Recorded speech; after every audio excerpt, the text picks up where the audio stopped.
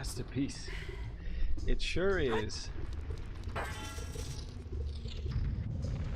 It sure is. Actually, hold on. Let me adjust the audio just a little bit.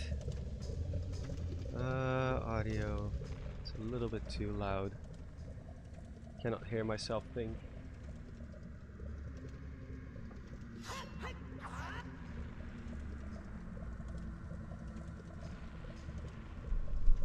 Hello. Yeah, it's been a while. Some life stuff going on, but it's all good. It's all good.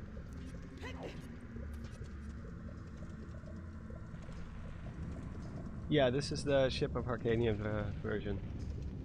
I'm capturing some footage, so I thought I might as well stream it since I've been absent for a little while. Hey, hey. Like the Ship of Harkinian version is superior to every other version at this point, I think. I put it at 30 FPS, so it's not too... Like, I don't like it in 60. There's too much blurriness going on in 60. Oh, actually, I should probably...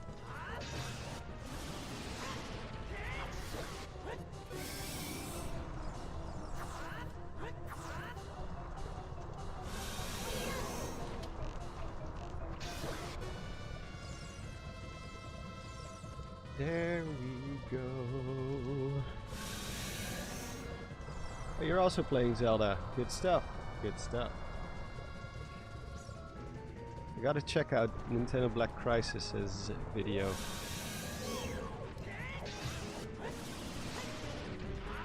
He put out a new video after 3 months. And you thought I was being absent for a while. I don't blame him though.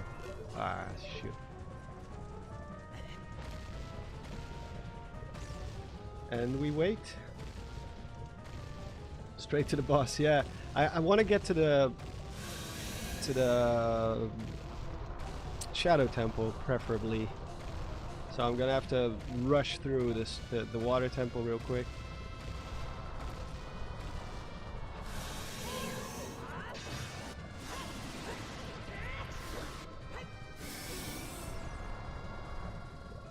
Hello, Clifford.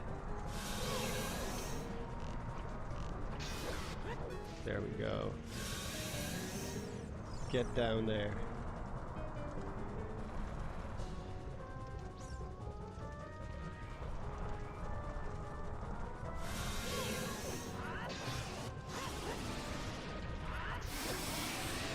And that's how you do it. What is up? Hi, New House Estates. 6 hearts, yeah.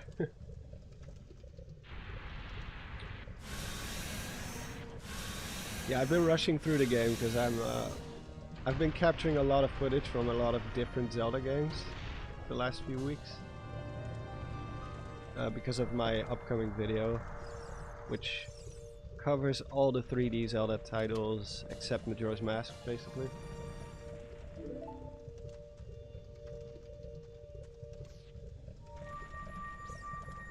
Unfortunately, I was not able to make my deadline for this weekend because of stuff, but it will go up next week. I'm pretty confident at this point. Still got a lot of work to do, but I should be able to get it done this time. It's turning into a pretty long video. It's probably going to be about 40 minutes long, I think. 16 pages, 17 pages at this point, I think. Actually, I'm not sure. Let me check real quick.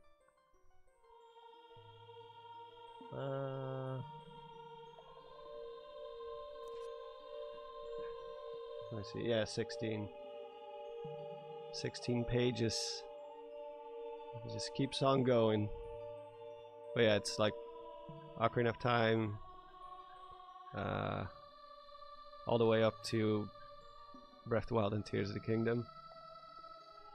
The longer the better, yeah. Not for my voice though. Recording this voiceover has been an absolute nightmare. But you know. Hey, Rage Cody. Thank you.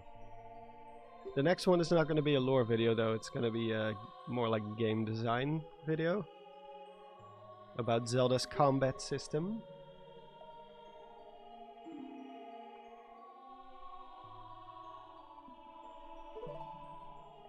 Actually, the best thing probably is you can skip all the text in the SOH version. Dungeons. Well, we just did dungeons.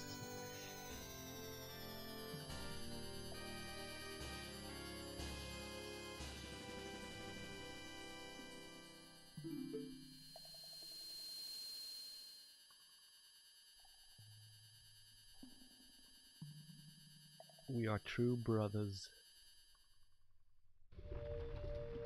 Let me know if the audio is fine, if it's not too loud, the game sound.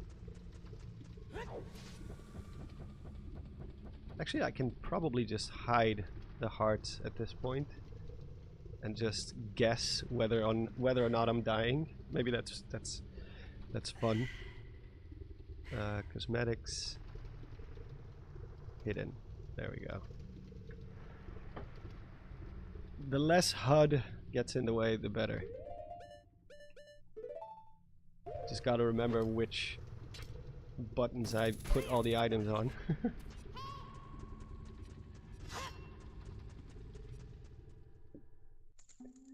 Yeah, the future of the combat system is gonna be, I think, personally even more interesting, because there's a lot of stuff that I actually discovered that I never knew about. Like doing the research and just capturing footage, playing the games, all of them back to back. See all the little differences between the combat system as the series moved, like from system to system. All the little improvements or little steps back they took.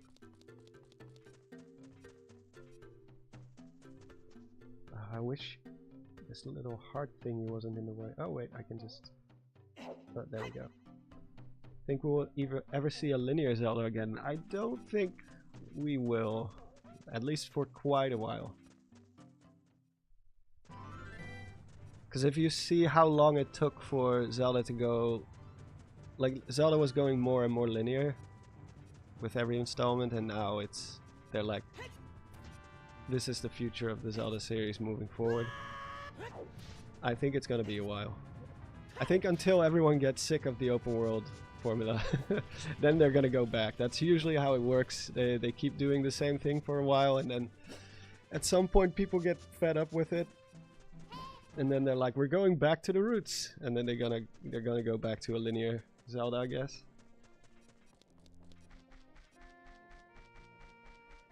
But who knows? Maybe the open world is here to stay for pretty much forever. Which I would be fine with as long as they bring back dungeons and stuff. Bring back some of the old elements, because not everything about the new formula is better than the old formula, in my opinion. Oh, I gotta do the ice cavern. I hate the ice cavern so much.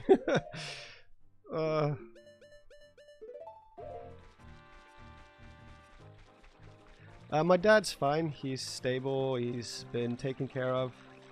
They were actually pretty quick to help him. Well, they were both quick and not quick at the same time, because he was not considered like an emergency case, even though his heart was not good. They still thought he was stable enough to let other people go first, like the real emergency cases. People who are like on the brink of death. I don't think my dad was close to that. It just scares the crap out of you when something like that happens. Because my dad's not that old. He's like 61 now? Yeah, 61. And I'm turning 37 this year, so I have a relatively young dad. Yeah, ship of Harkinian. Woo!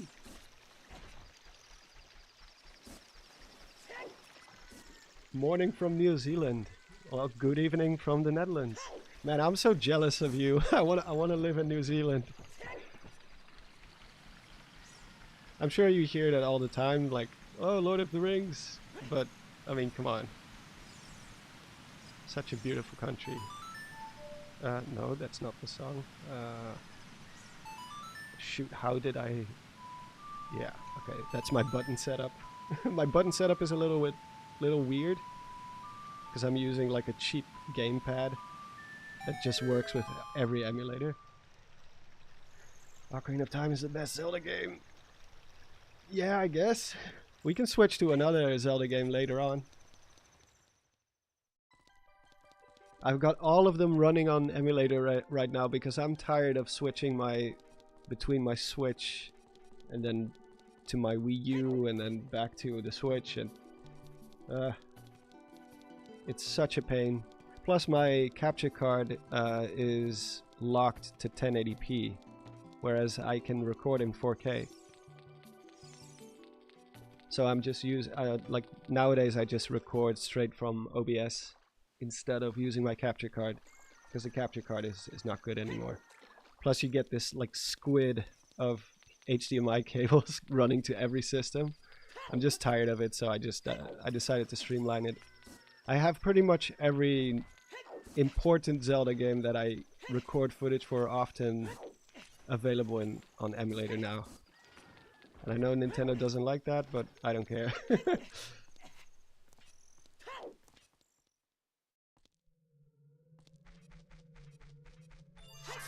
I think I only have one bottle. Yeah, oh, this is gonna be a drag.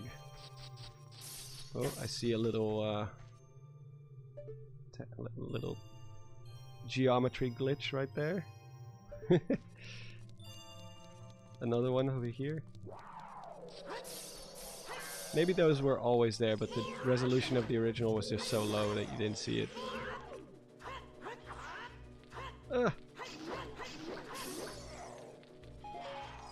Oh jeez, forgot about that one. No.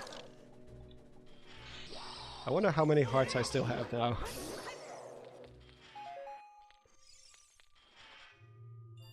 Where is he? Where is he? Oh, there he is.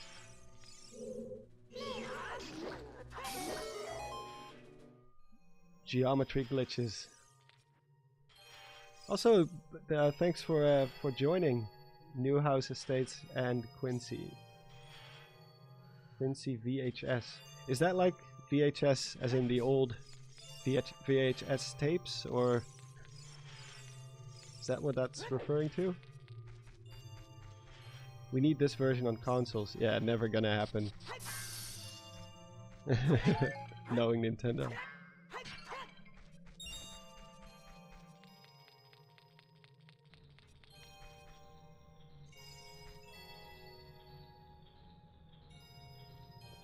Wait, you're Dutch originally, Faraday? Wait, is it Faraday or Faraday? Faraday.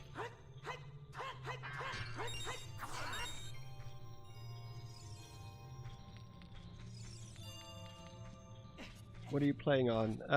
It's called the Ship of Harkinian version. It's like the decompiled version of Ocarina of Time.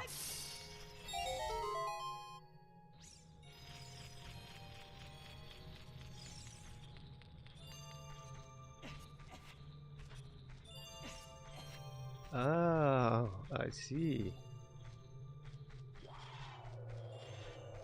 15 years.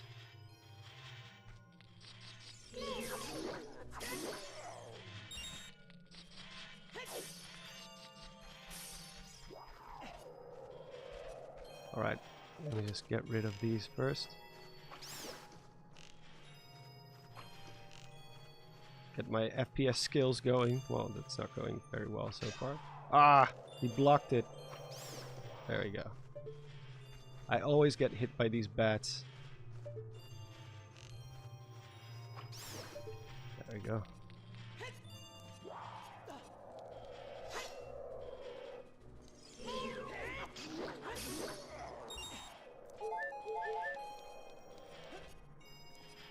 Also, maybe you noticed it, like you have an actual free cam in this version.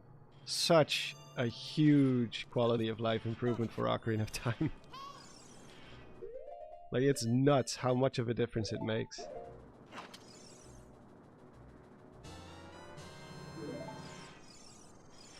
Oh, I don't need any of this.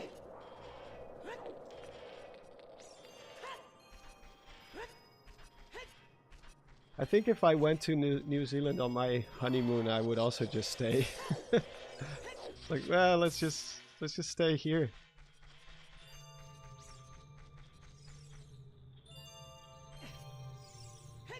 I mean, the Netherlands is a good place to live, but nature-wise, it's kind of boring. Very flat. Not a lot of.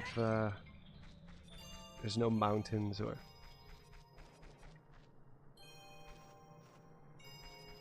Is it dangerous? It's not like Australia dangerous, right?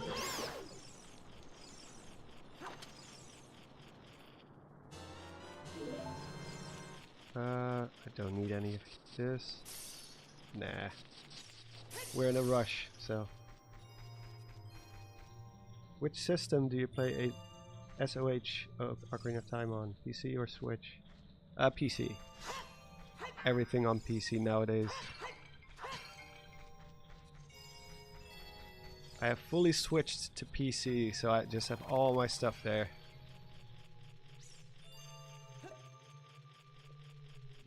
Can't be more dangerous than the US? Well, I mean, the US is kind of a broad term, right? Because it's like... It's so big and so varied in terms of its... like the nature and stuff. I can imagine Dead Valley is not on the same level as like California or something, or New York. Or the Rocky Mountains or something. Pretty sure you don't want to go into the Rockies if you don't know how to survive. If you don't have some bushcrafting skills. Switch version has 15 FPS. Okay, this one is... I've set it to 30, but I cannot go up to 60. But then the interpolation becomes very, very noticeable. Like it gets the animations become a little bit blurry. I don't think it looks very well. So I just set it to 30. It's better than 25. Or what is the original frame rate for Ocarina of Time again? It's like very low, right? Like somewhere in the 20s.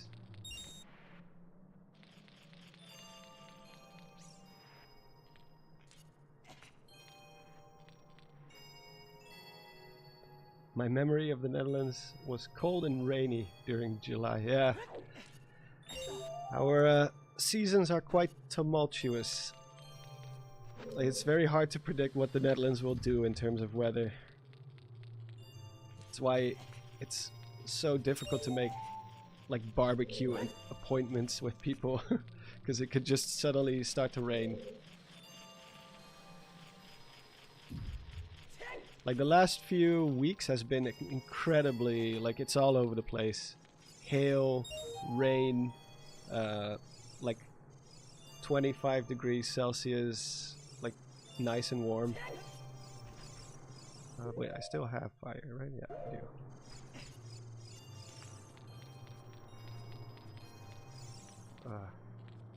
There we go. Yeah, it is very trippy the first time you play it at this frame rate, for sure. Yeah, 20 to 15. That sounds about right, because like the original frame rate is incredibly low.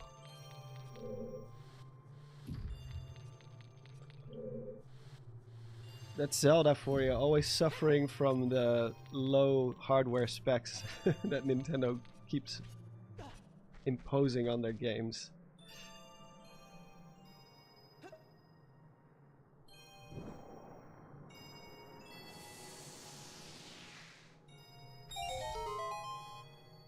Yeah, it is normal Ocarina of Time. It's not like it does have like all kinds of cheats available. I think I do have infinite arrows on right now because I don't want to run out of arrows and stuff. Just because I'm rushing through the game to get to a certain point.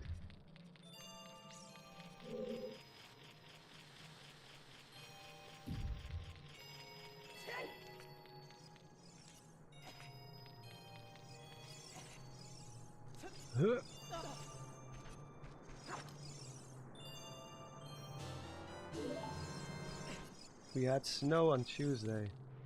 Today 25 degrees Celsius. Damn. Yeah, we had that kind of stuff here as well. Snowstorms in April. It's crazy. How do I beat the laser guys at the Dongo's Cavern? Having trouble in case I forgot. You just use bombs. Just chuck a bomb at them from a distance. As long as you don't get close to them, they will never be able to hit you.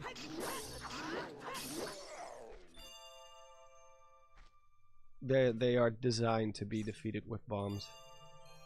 Yeah.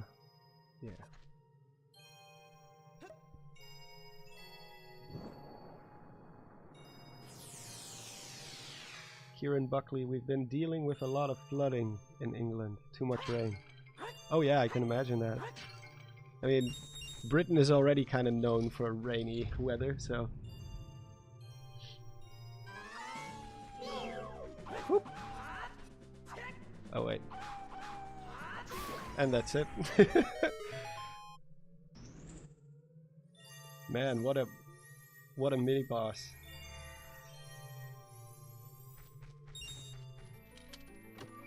Having the D-pad as extra buttons. Yeah, I haven't mapped the boots to it though, because I'm using that for other stuff. Yeah, this mini boss should have some more HP. Actually, that's one of my biggest complaints about Ocarina of Time, is that some of the fights are a little too telegraphed. Like especially the more complex enemy types, the ones that you actually duel with.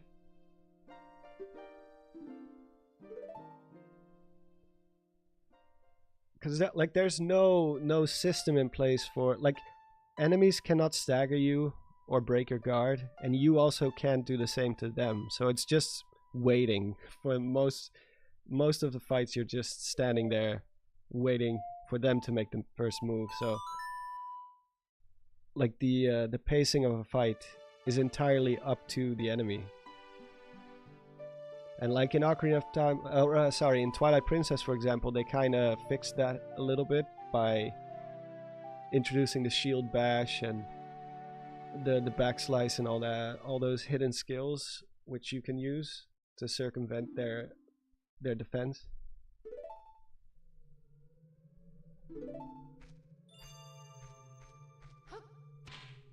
And of course in Breath of the Wild and Tears of the Kingdom you can just wail on their shield for, and at some point their guard will break as well. Just gives you the option to play a little bit more aggressive.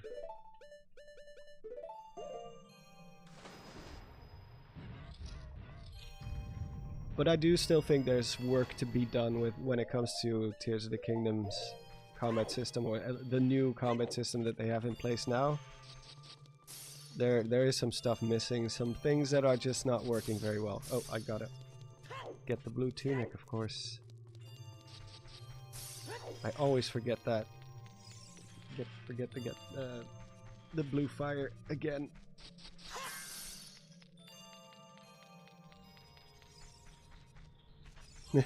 Yeah, the hidden skills can be a little OP, but it is cool that you at least have some more options. Like, it's not just like standing there waiting for them to take a swing and then immediately retaliating. Like, you actually have the option to go on the offensive, which I do like.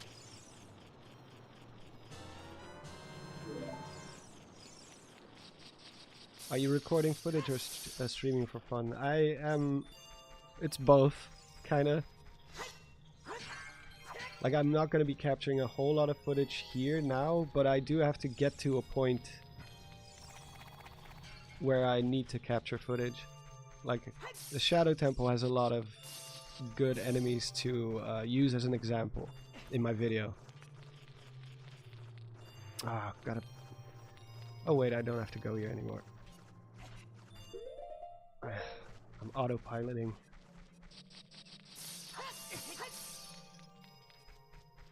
Ow.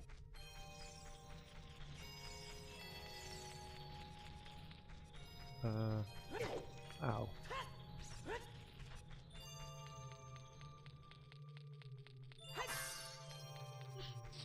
I don't think the back roll really works that consistently against armored Dark Nuts. Well, it definitely makes them a whole lot easier. That's for sure.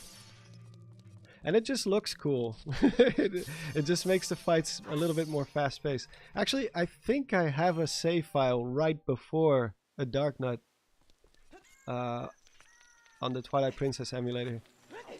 So maybe I can switch to Twilight Princess soon. Fight a Dark Nut.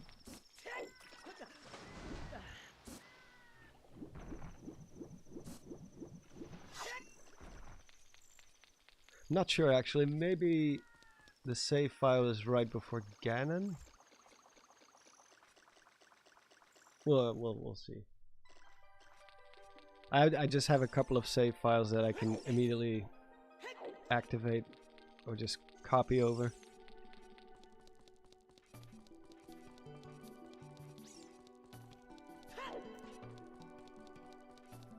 Like, Ocarina of Time was a good foundation for 3D Zelda combat, but it was definitely not... They didn't get everything right on the first try, that's for sure.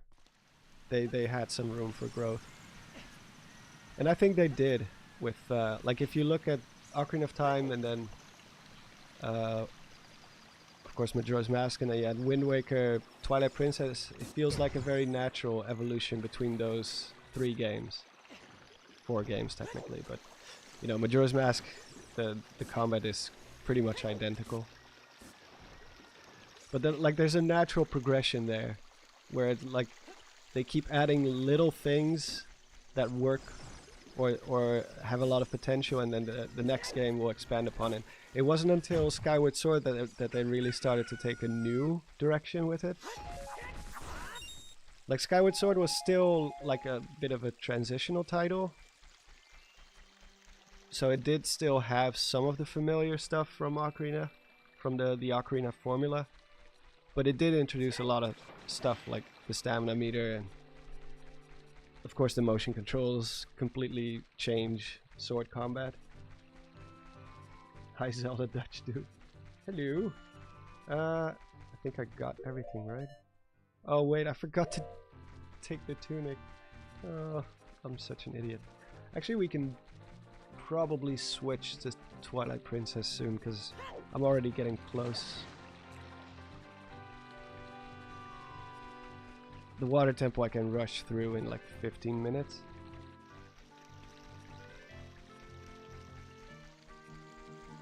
Yeah, I am Dutch. And I'm an idiot, because I forgot to get the tunic. I'm always autopiloting when I'm talking.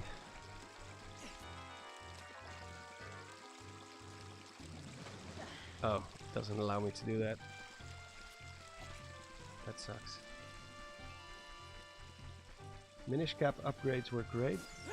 You mean like for combat, or?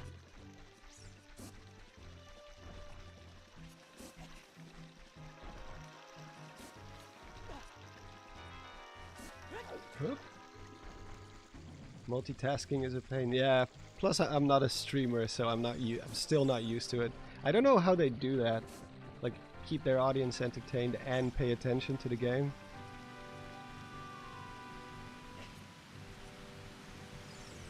I've never been able to do that. Wrong song again. God damn it. I gave up. Yeah, I can see that. I just like to stream once in a while, but I will never make that my career choice, for sure.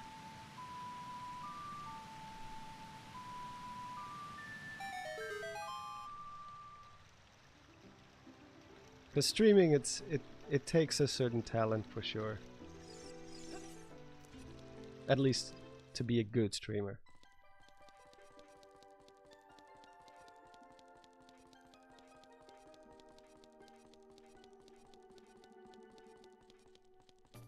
Wait, did the Minish Cap, how many hidden skills or like sword moves could you learn in Minish Cap? I don't remember. Because I do mention the hidden skills, obviously, in my video. And I think Zelda II was the first Zelda game to have optional sword skills that you could learn. Some of them are mandatory, I think. I think the down thrust is mandatory, but the up thrust is not.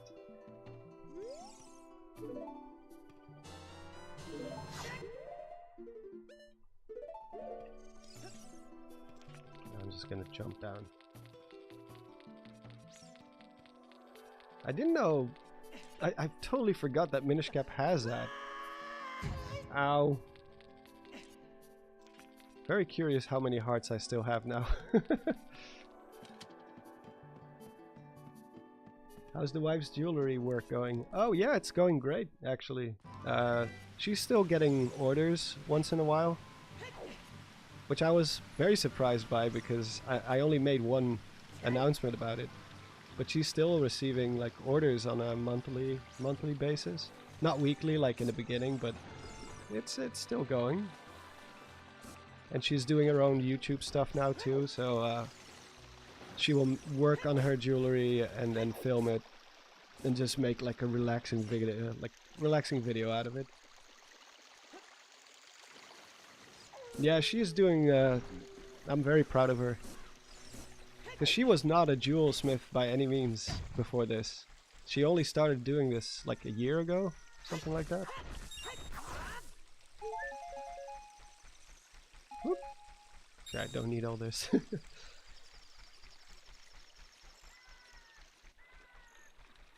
7 skills in Minish Cap. Wow, that's way more than I remember. I don't even know how many there are in Twilight Princess total. I think 8, 7 or 8. Zelda 2, I have no idea, because I never play Zelda 2. Unless it's to capture footage, which I did.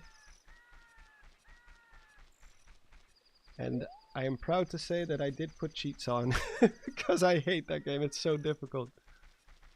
It's so difficult. I just wanted to get to a boss to capture some footage. But, oh god, that game is so difficult. How did people even manage back then?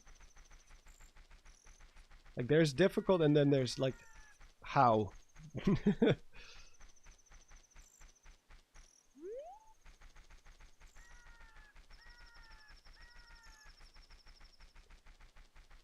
Yeah, I don't play Minish Cap. I've only finished it like 3 times, but it is a very good game. I'd say it is a little too easy for a 2D Zelda game. It's a little on the tame side, and it's a little short too. But besides that, it's amazing. I feel like a lot of Zelda tubers haven't posted in a while. Well, to be fair, it is the beginning of the year still, a little bit, kinda. Like a lot of YouTubers take a break during the early months of the year because that's when revenue is like at its lowest point. And then usually around May, June, that's when the revenue starts to go up again because of the summer holidays, and you know, that's when advertisements start doing a lot of stuff again. But like January, February is like the worst time to post a video.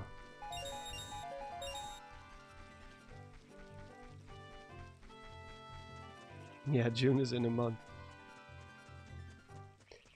I know Zeltic always takes like a 1 or 2 month break in the first half of the year, which is I guess what he's doing now. And I think with Nintendo Black Crisis, I don't know, maybe just lack of motivation or something. in my case, it's just because my videos keep getting longer. So they keep, because like at the beginning when I was still starting out with YouTube, first of all, you have a lot more like crazy motivation. It's like it's all new, so you just want to keep posting like a madman. So you're grinding out videos like crazy until your mental health gives out. But I mean, my earlier videos are also a lot shorter and easier. Most of them easier to edit. I would barely use my own gameplay footage. I usually just took footage from Zelda Master and just slap it on there. Which I don't really do anymore, unless like the only time I use other people's footage is if it's like if it's something that I just physically cannot do, like I don't know, a speed run or some crazy glitch technique that I don't know how to perform. Then obviously I will use someone else's footage, but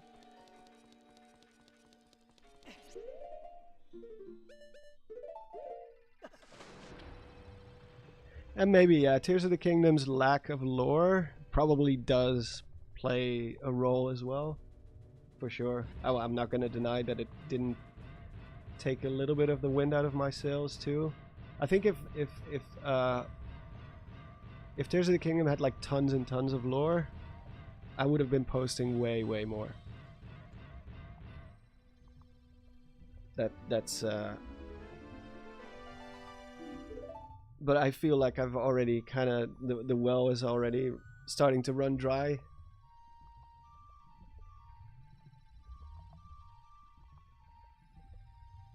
It's just what it is. It's just not a very lore. It's not necessarily like the worst thing ever, or it's not meant to be like a huge complaint like, oh, the game sucks. It's just that it's not a very lore heavy game. It's very low on lore. Because it's the same Hyrule, you know, and the stuff that's new just doesn't have that much substance to it.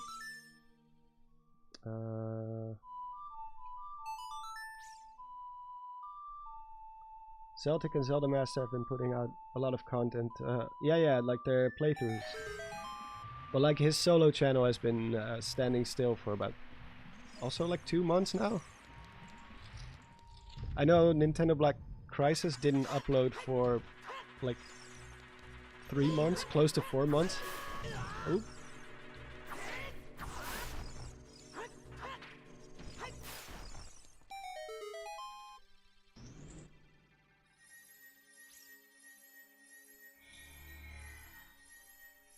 There's 8 scrolls in Minish Cap. Okay. Well, it doesn't really matter for my video because the only thing I mention is that Twilight Princess is not the first Zelda game to have hidden skills, because that would be Zelda II. But it was the first. Oh no, wait, no. I'm talking about Wind Waker in that section. Wind Waker is the first one to have a hidden skill, like an optional sword skill that you can learn.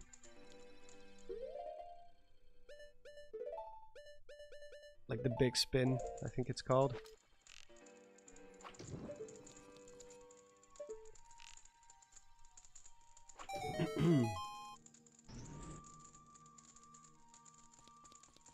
The comparison between this and Tears of the Kingdom's Water Temple, there is no comparison. Oh.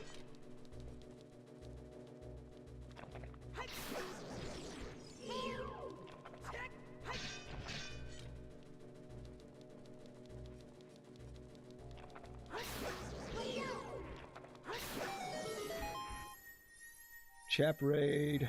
Oh no! I'm getting raided by the biggest YouTuber on the platform, yo. Yeah! He's been playing Splatoon. Or sorry, Splatoon. I'm sorry, child. Thank me later. I will. I'll buy you a beer.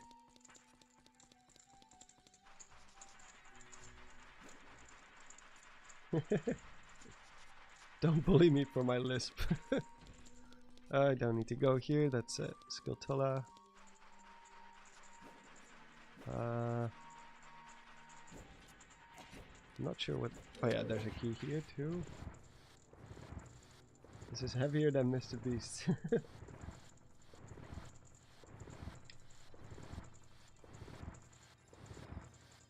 Why don't you play Tears of the Kingdom?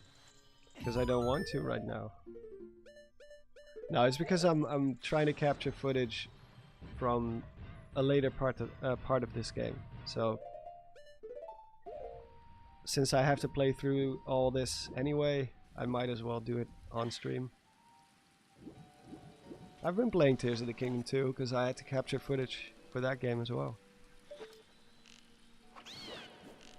Like I've captured so much footage in the last few days. Let me see real quick. Captures, like all this footage. This is all from, I think 2 sittings or 3 sittings. Most of it, yeah, 23. Oh, it's a little bit more than that. Oh, here's Tears of the Kingdom. Here's Ocarina of Time. Skyward Sword.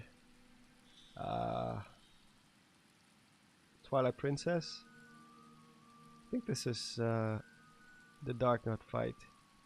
Pretty sure. Oh no, this is just me messing around, showing off all the moves. Yeah, just all the combos and stuff.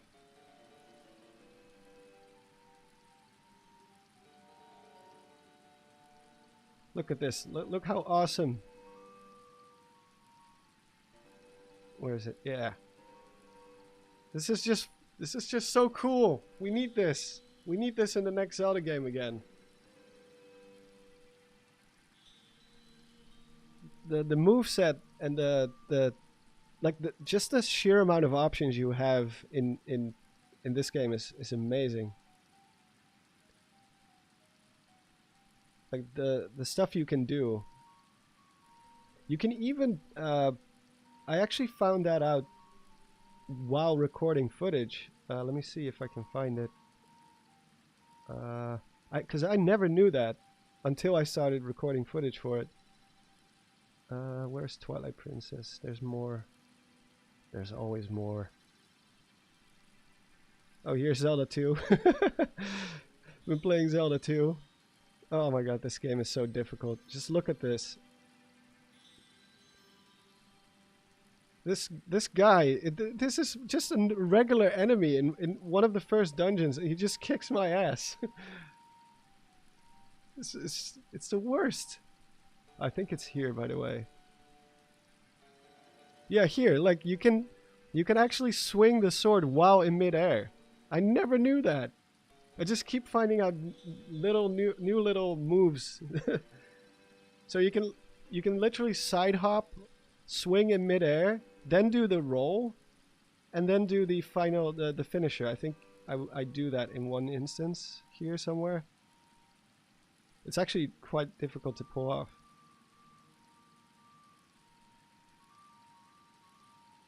Yeah, it's like you side hop, you swing in midair, and then you do the finisher, I think. Let's see if I actually do it. No. No.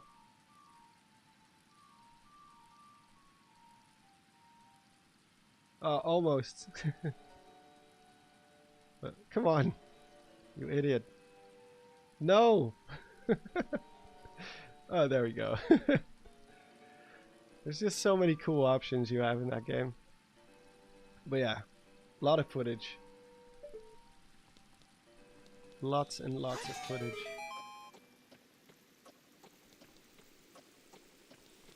Those flashy lights. Oh yeah, I'm sorry. So, I don't know what they were thinking when they were doing that.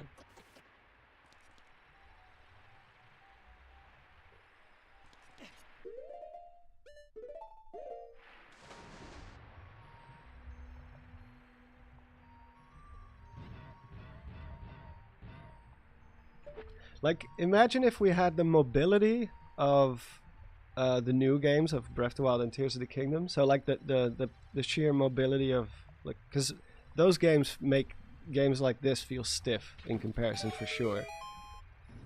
Like the fluidity of Link's movement in the new games is unmatched.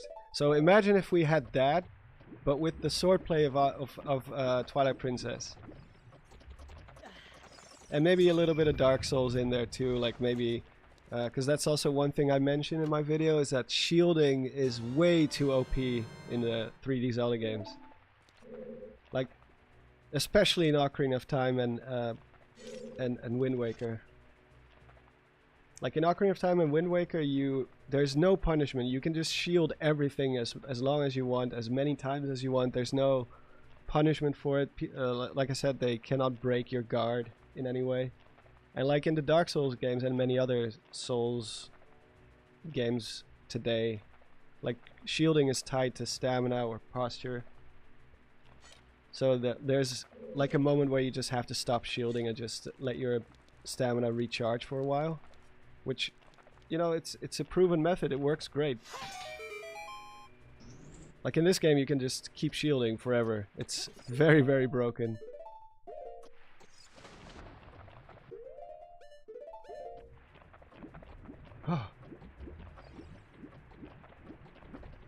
Oh, I'm stuck. Oh, there we go.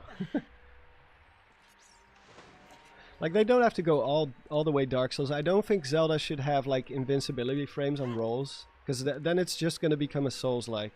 And I do want Zelda to have some sort of identity of its own, but just being able to shift your hurt box and just get some momentum, that would already be a big improvement, because I do miss the roll in the last two games, for sure.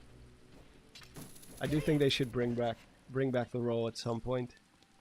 It's just a nice option to have.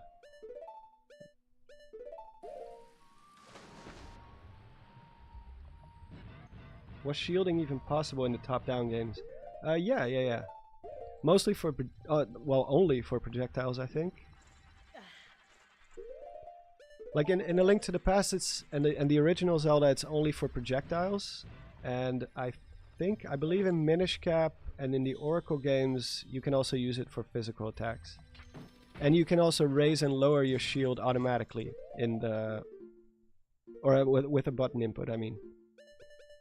In A Link to the Past, if you shield, you're basically always shielding, unless you're attacking. But if you're not swinging your sword, you're basically always shielding. But in later games, they did add a mechanic where you actually have to press a shield button. Also in the Link's Awakening remake.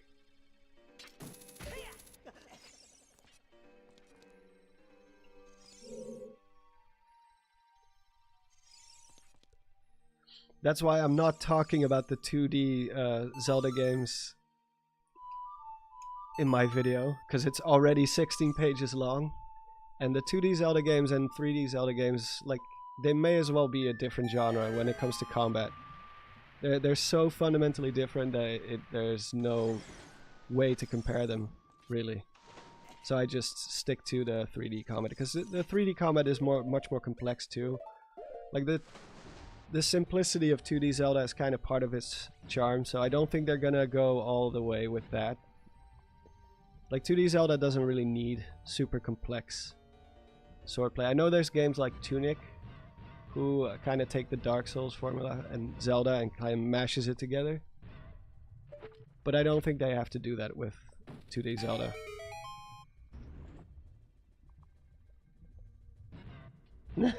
I don't know why I'm always doing the water temple. Yeah, I'm actually starting to wonder that too now. It's because I suck at keeping my save files.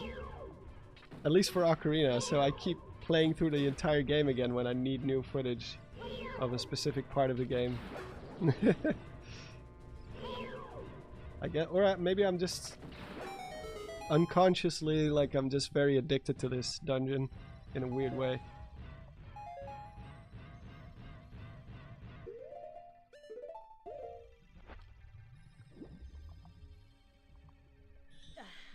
Gaming G says this might be a hot take, but I don't think the Oracle games hold up well nowadays. Well, do you mean graphically or in terms of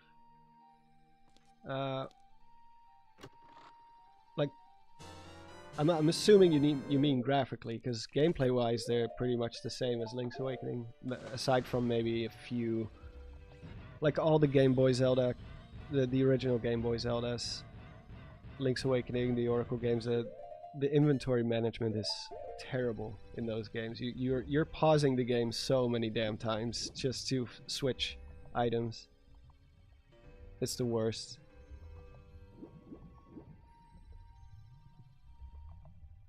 It's not unconscious now. No, not anymore. I've been made aware.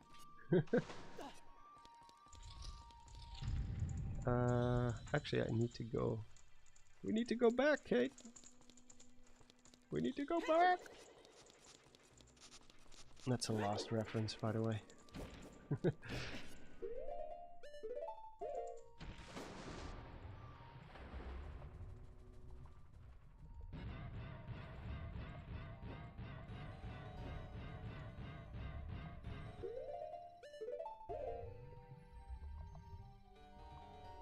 At least I didn't forget this key last time.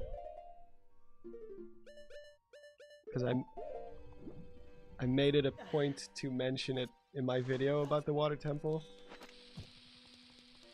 Because I always forget one of them. I always do. There's always one where I'm like the one that we just got from the whirlpool. I forgot that one last time I played. I always forget it. I doubt Nintendo will ever remake Ages and Seasons. Yeah, it seems unlikely now that they've been made available not too long ago on the on Nintendo Switch Online, so I don't really see it happening. Oh, see you later, Charlie, and thank you for the raid. I owe you one. I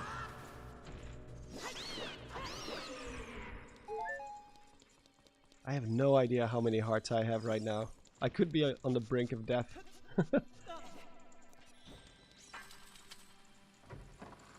But yeah, see you later, man. And thanks again.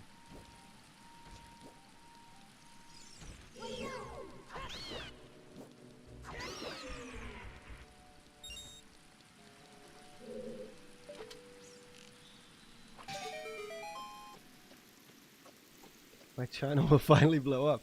Well, that's comfortable to know. Comforting to know.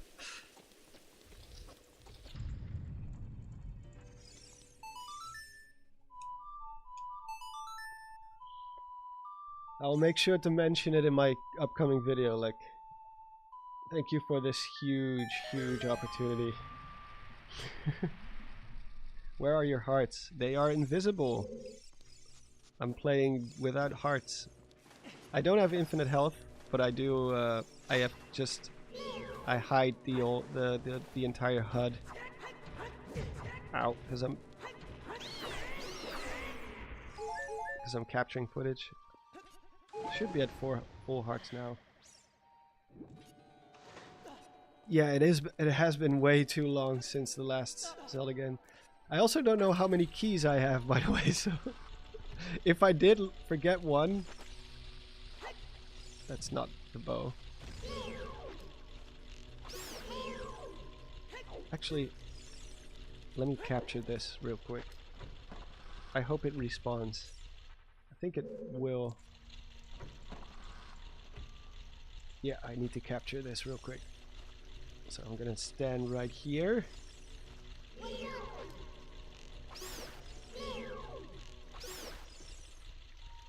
There we go. Because there's one part in the video where I talk about how Z-targeting makes the bow way too easy to use in this game. Whereas in Breath of the Wild, if you lock onto an enemy, you still gotta adjust your aim a little bit. At least if you want to go for weak spots. But that's not a thing here. It's just you press Z and then shoot.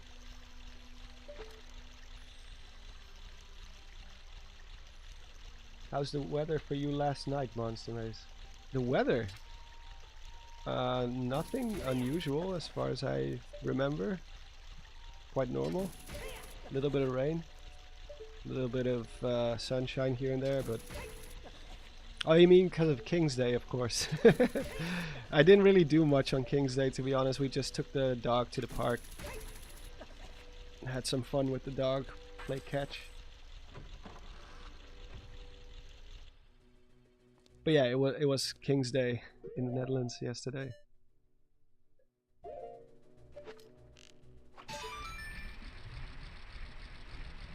Dino.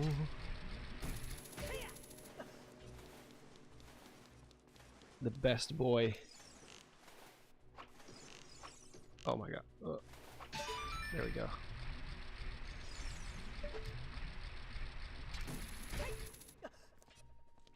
Yeah, King's Day.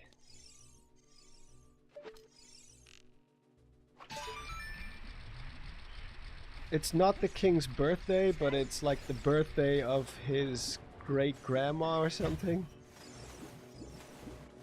It's not even the birthday of our last queen. Ow. Oh, I hate you guys so much.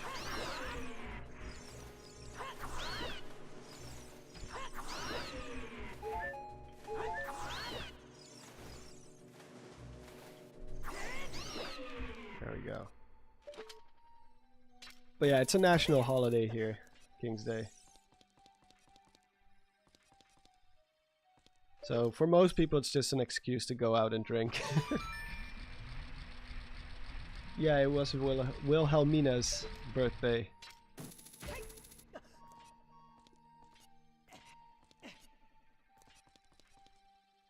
The funniest thing is that I read that a lot of people in the Netherlands, they will send gifts to the royal family. Like, these people are like multi-billionaires. Do you really think they need your cheap gift? It's just gonna go on a pile somewhere or gets donated. I don't even know what they do with it, but it sure is not gonna end up with them, especially for security reasons. Like if they put anthrax into one of those gifts or something, I'm pretty sure they're not gonna allow that. So it's kind of a waste of money. There we go.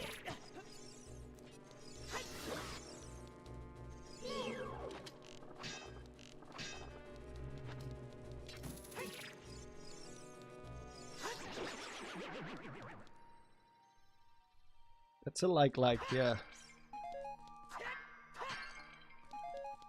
They're a lot scarier in this game than they are in Tears.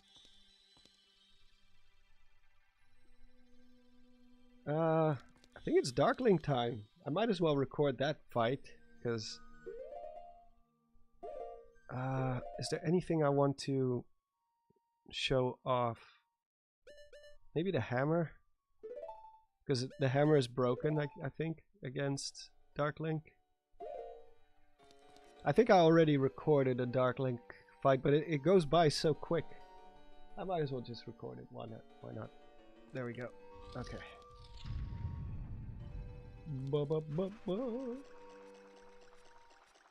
I did like the likes in Tears, but they weren't very scary to me.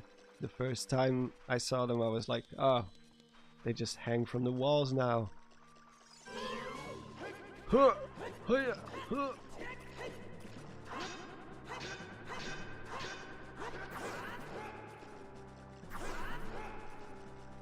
See, oh, he is. You can hit him with the bow. I thought you couldn't. Wow, that's super broken. Oh my god. I don't want to beat him that way.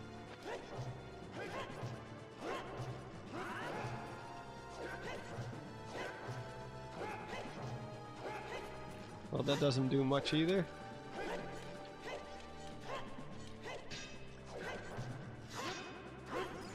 Oh, this is cool.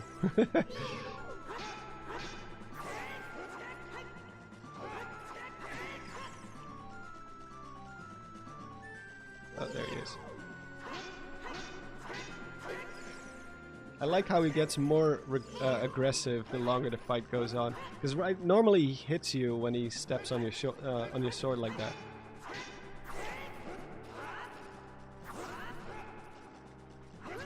Ow! I think he has the same health as you do. Maybe that's why the fight goes by so quick.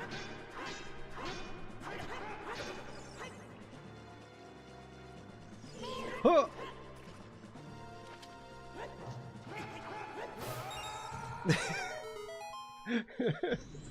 Just bash him on the head with a hammer.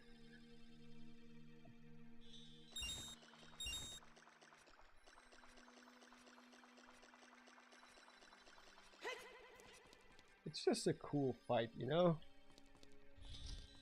Not because it's difficult or anything, but it's just a cool idea.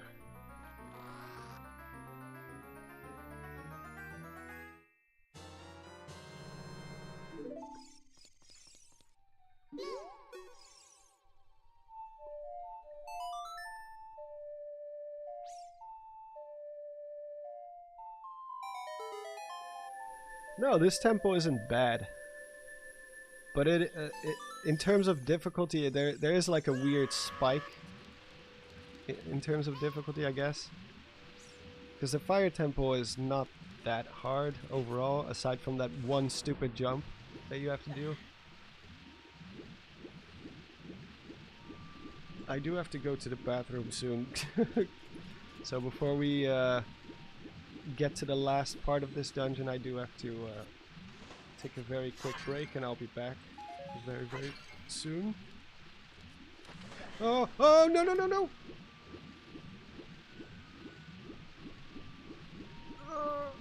Oh. Okay, we're good. We're good. I meant to do that. Great Bay is better, yeah. Great Bay is a better water dungeon, I think.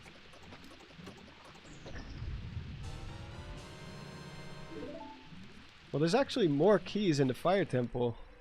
Fire Temple has the most keys out of all. I guess maybe because they're a little bit closer together. Or easier to see, because they're all behind a gate. With a Goron behind it. In the prison cells, I mean.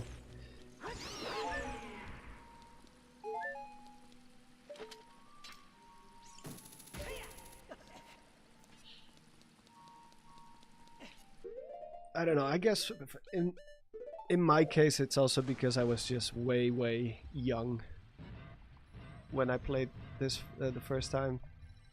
So it was just noticeably more difficult.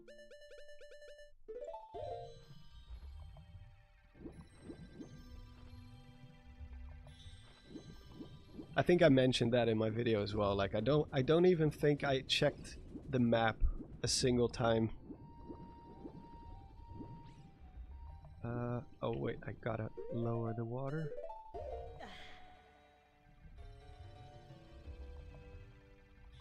Tears of the Kingdom's water temple is 100 times worse than this. I would disagree. I think it's probably closer to 1,000 times worse. I did see some people bring up the argument that in Tears of the Kingdom, the lead up to the dungeon should be considered part of the dungeon as well, so that would make it a little bit longer of an experience. So let's say the Zora Waterworks also should be considered part of the water dungeon, but I don't really agree with that, because that's like dungeon is not like some arbitrary term. It describes something very specific in video games. Like it's an enclosed separate area, like separate from the overworld. Like the cool thing about dungeons, at least in the older games, is that they provide like a contrast between the bright, sunny open world and, you know, then you have the dark, enclosed, claustrophobic dungeon areas. Which is also why, for example, in Skyward Sword, I didn't really like the fact that they that everything like the whole overworld felt like a dungeon, because that made the actual dungeon stand out less.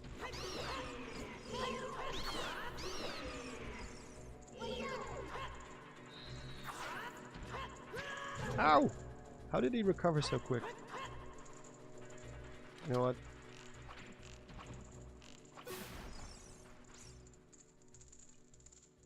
Oh. Alright then. Wait, so I did this? Yeah, okay. I got it. I'm still on track. I'm gonna go to the bathroom soon though, because I'm about to explode. I'll do this last key, and then before we get we go to get the boss key, I will quickly take a break.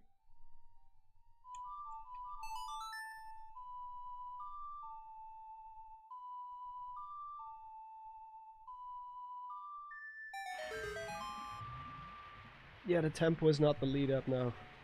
I don't feel that way either. Like you can say like the dungeons with the lead up together is a good experience for me. That you can, that's a totally valid argument to make. But I wouldn't say that it's part of the dungeon experience, because that's just not how dungeons work in video games. Because then at that point, what is a dungeon? Like, stupid Tektites. Like at that point, you might as well call everything a dungeon, because all the rules go out the window. Oh my god, I hate these fuckers. Stop interrupting my progress. Oh wait, I gotta push that block first, which is up there. I can, but I don't want to change the water level, so I think I can just do my little trickaroo. Found a way to get up there last time. Let's see if I can still do it. Yeah, oh no! I hit the wall. Let's try that again. I think I gotta be a little bit more, a little closer to the wall. I don't know if I'm gonna make this.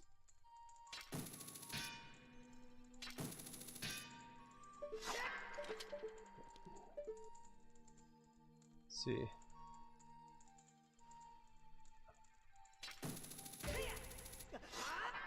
No.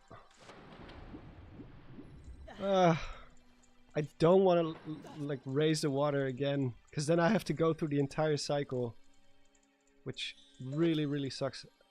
I think I just have to hug the wall even closer. No. Stop doing. Wait, maybe I can use the hammer. I think the hammer doesn't hit the wall. Maybe? Or maybe I cannot use that while also using the hookshot. No, yeah, I gotta find another way. It is how I did it last time though.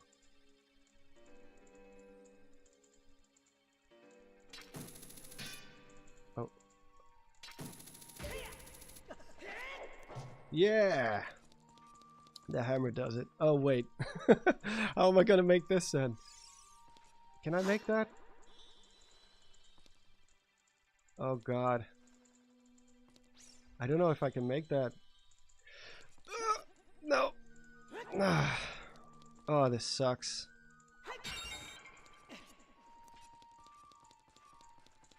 This sucks so much because I didn't push that block before. You know what? I'm gonna quickly go to the bathroom. I really have to go. I cannot think normally or rationally, I should say. I'll just put on the waiting screen. I'll be a few minutes.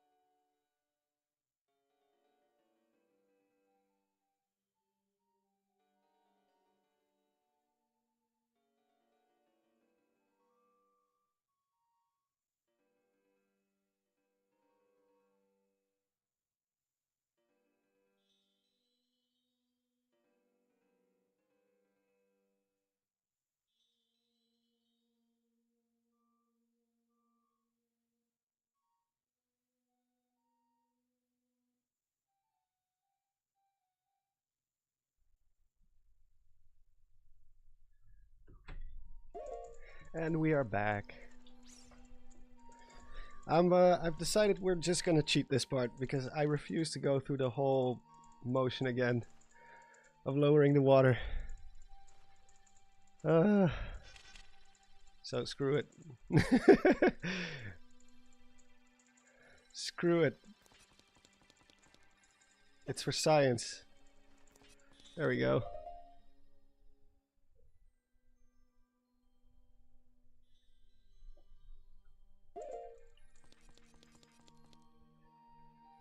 Yeah, there we go. I should have just pulled this block like right at the beginning. I always do, except now, of course, because I'm inconsistent as all hell.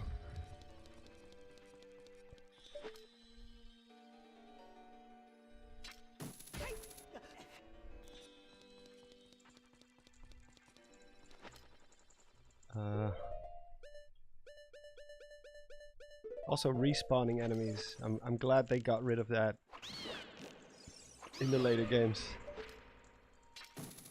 It's just so annoying. Like you move one room over and just all the enemies are back. It's just old school game design. Oh, I hear a Tektite coming.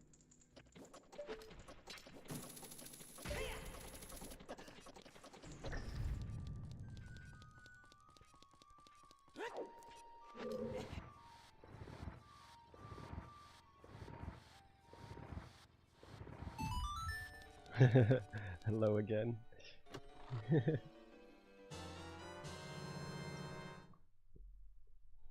Yeah, they are a nuisance because they just keep coming back. Oh, I always forget it's on this side. Yeah, it's a decomp. I think we have to raise the water all the way up later, so we might as well do that now. I just want to get to the point where I can get to the Spirit Temple, or the Shadow Temple, I should say. I'm not gonna do the Shadow Temple, we'll just switch to Twilight Princess for a moment. Maybe I'll just fight Ganondorf or something.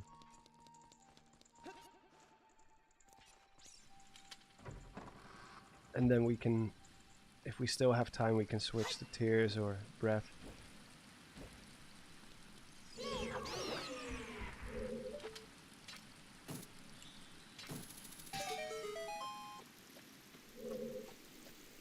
But it is pretty crazy how they just managed to decompile this whole game and just rewrite it with normal code. Very impressive.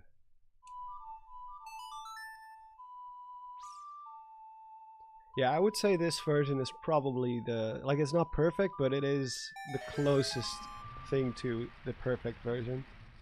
Unless you prefer the 3DS version, which I think it's good,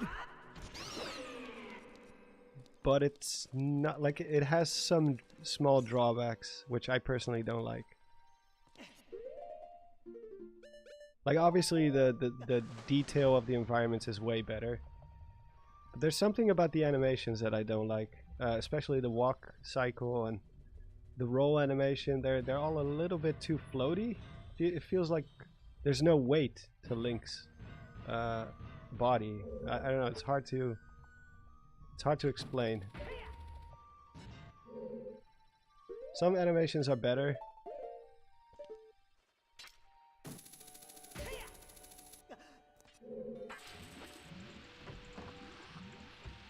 But I don't know, there's just something about the animation style of Link's movement that I don't really like.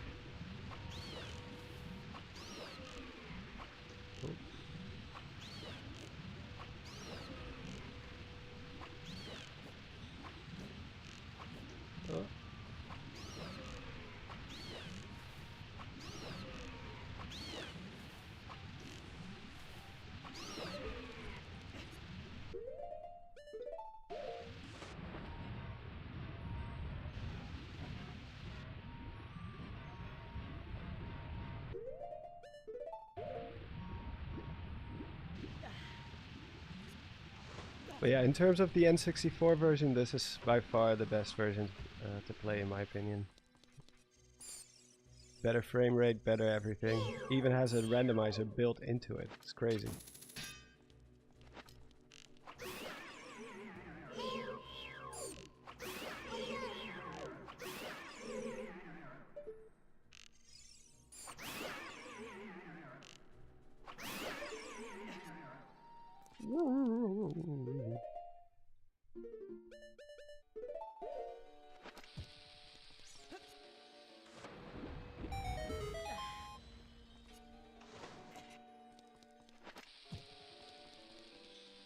Yeah, you don't really run out of arrows at all.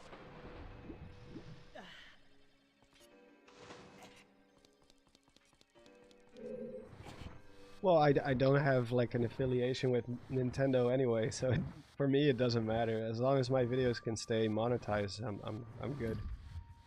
Which I'm pretty sure, like I only show footage in my videos most of the time, and during streams I just play the game like normal. Like I don't play randomizers on stream very often. Pretty sure Nintendo has something better to do than harass a small-time YouTuber like me. Said the guy with infinite arrows. Yeah, well, to be fair, it doesn't really matter, does it? Because you never run out anyway.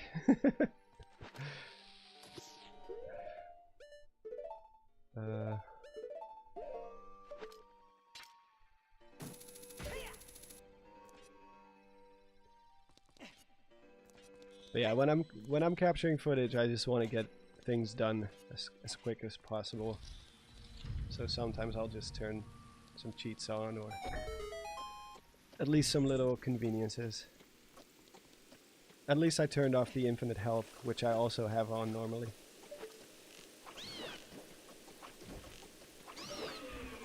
Let's hope the other guy doesn't get me. Oh. Huh.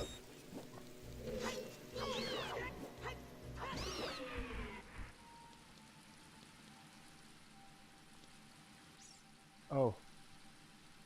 That's unfortunate. At least I killed the Tektites.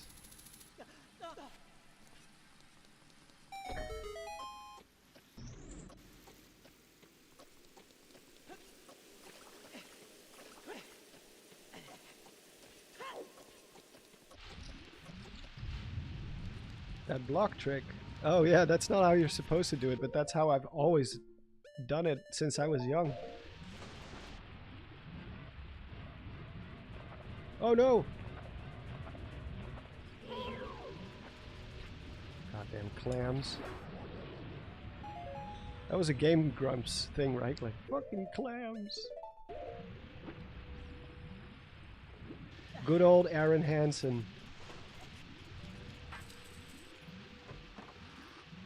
I thought his sequelitis video back in the day was pretty good, until I saw him play the game on stream, and I was like, yeah, okay, I can understand why you hate this game, in a way.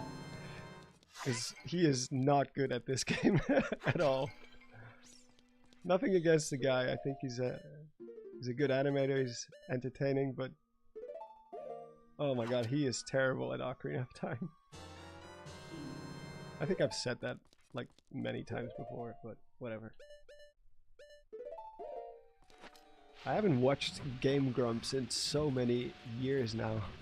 I used to watch them all the time, or at least listen to them while I was working on stuff. He's also a professional Skyward Sword hater, yeah. Well, that one I also kind of got back in the day, but I have changed my mind on Skyward Sword quite a lot.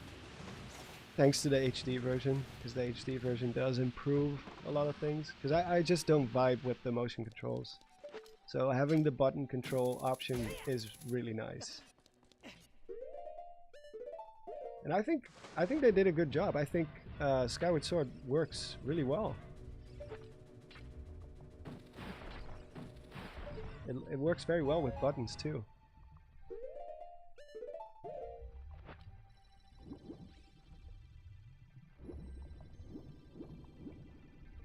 Yeah, I think you're supposed to raise the water in that room with the block. But I don't know, this is how I've always done it. That's why I was just autopiloting it just now, because I don't know any better.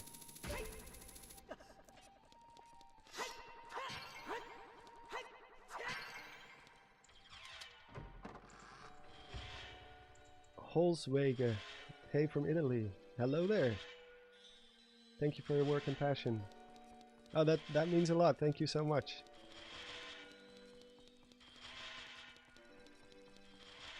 I hope I can continue to deliver.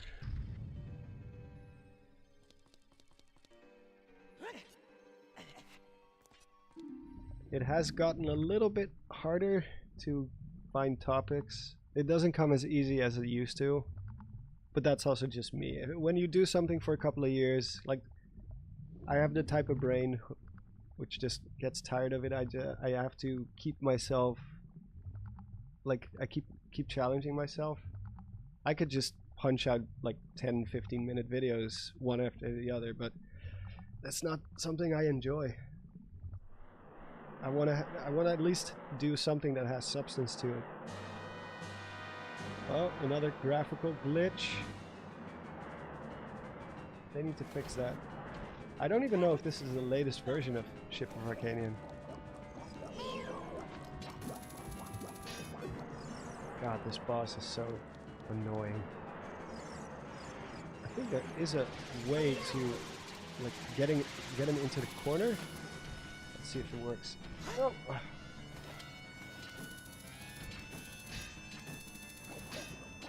Like there's a way to trap him like in the corner, and then you can just keep hitting him over and over and over. He will just die.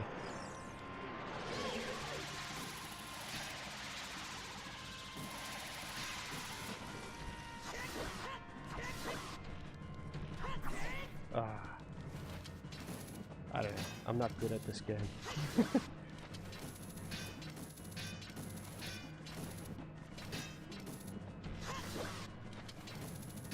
I got him in a loop now. Lost him. I lost him. Does he have attacks? Well, these tentacly thingies, they will latch onto you if you're not careful.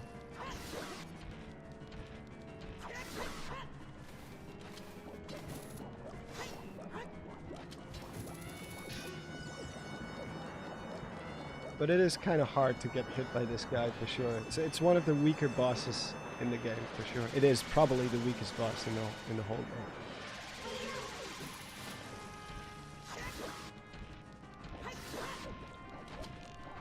I cannot hit him with arrows. Yeah, it's not a very memorable boss. I can understand why you keep forgetting about him. Wow, that just went right through him.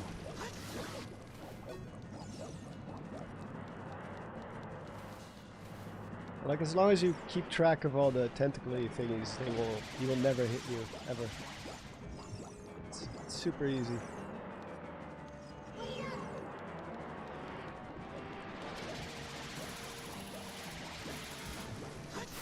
There we go. Whoa.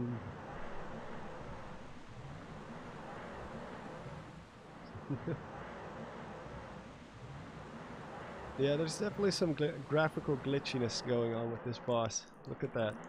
That's not supposed to be there.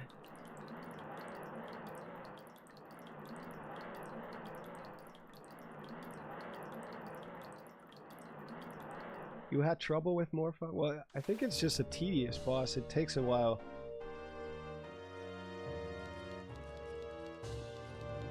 I got lucky at one point where I kept being able to pull him in, but normally you only get 1 or 2 hits in, and then he goes back into the water, and you have to wait for him again.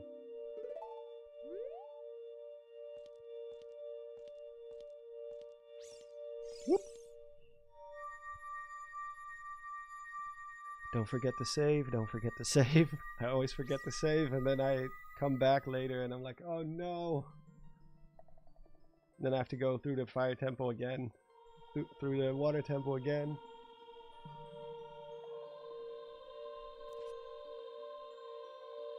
Morphs evolved a laser beam.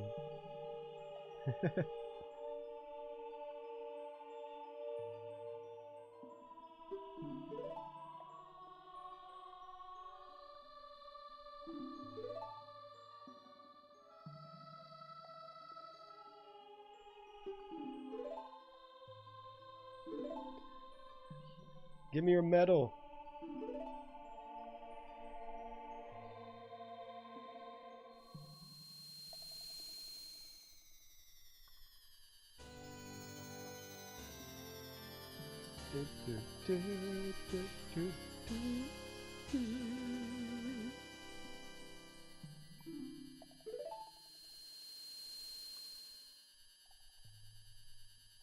More story here than in all of Tears of the Kingdom. Well, I think Tears of the Kingdom would have done well to have some environmental storytelling, like Breath of the Wild did. Because Breath of the Wild's main story wasn't too special. It was all the environmental stuff that was interesting.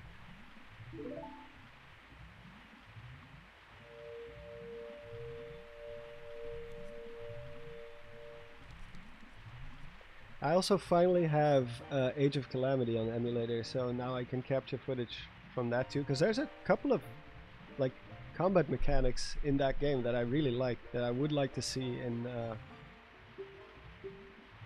a mainline Zelda 2.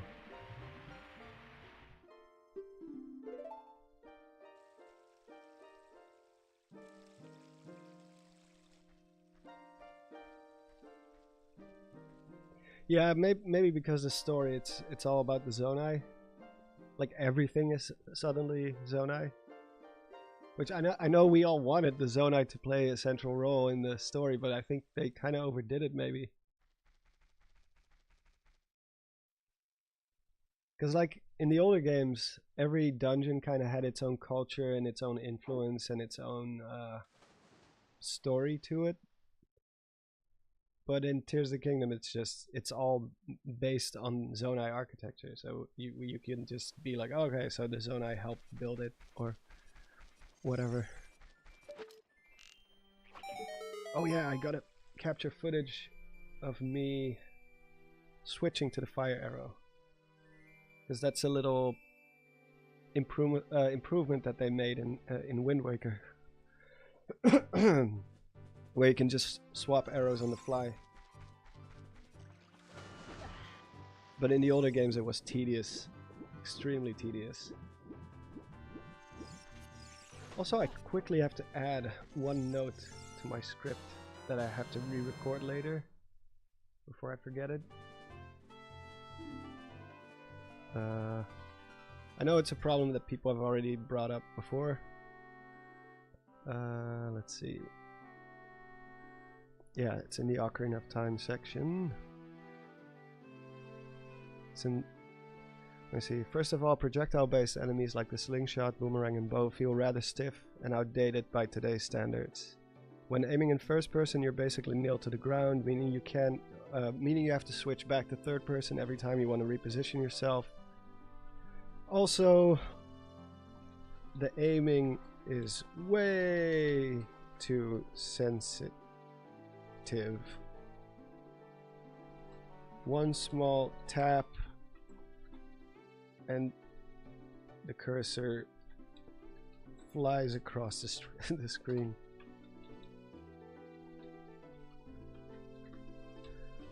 Bam! Actually, I should just make this a small way. I'm gonna highlight this so I remember to re-record it, because I already recorded this whole Ocarina of Time section, so I'll just have to do this part afterwards. I think I'm at Twilight Princess now. That's Skyward Sword. Yeah, Twilight Princess. I think I'm here now. So I still got some recording to do.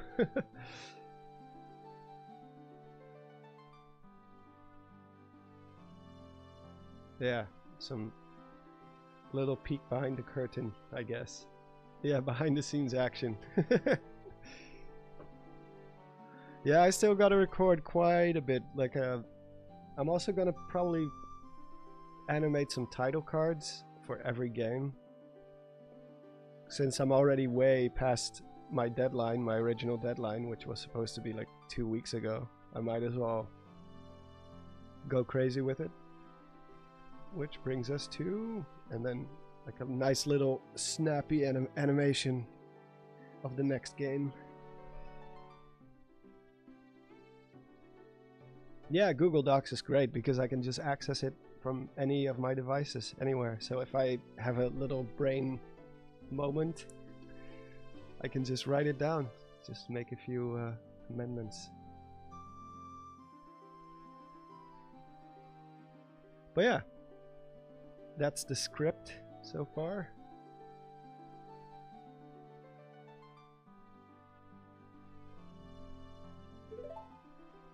Why do you compare the games? What's the red thread? So basically I'm gonna be talking about what the perfect like combat system for Zelda could be based on all the information that we know right now. Because obviously I cannot make any predictions about the future. Like any potential hardware gimmicks, for example, I cannot, there's no way to predict that. But what we can do is go through all the games one by one, all the 3D games that is, and then just you know, explore exactly all the options you had in those games and the little improvements they made with each title, or sometimes it was not an improvement. Like for example, here you cannot move in first person while you're aiming, but in Wind Waker they added the option to move around while you're aiming in first person too, not just in third, because obviously in third person you can walk around, I think, at least when you're in combat.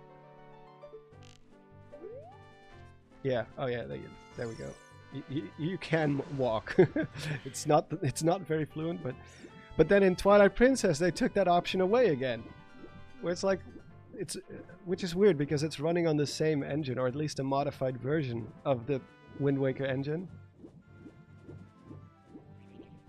So basically I'm just gonna go through all the games, discuss all the mechanics, how they changed, and then at the very end I will talk about what what each game did right and what they could take from each game to you know, craft a better combat system, because the new combat system is a really good step in the new direction for sure, but it's not better than the old games in every respect. Some stuff from the older games I think should come back in some way, like the hidden skills, for example, rolling. Yeah, Twilight Princess is like the culmination of the Ocarina of Time blueprint, so to speak. And then after that they started going into different directions.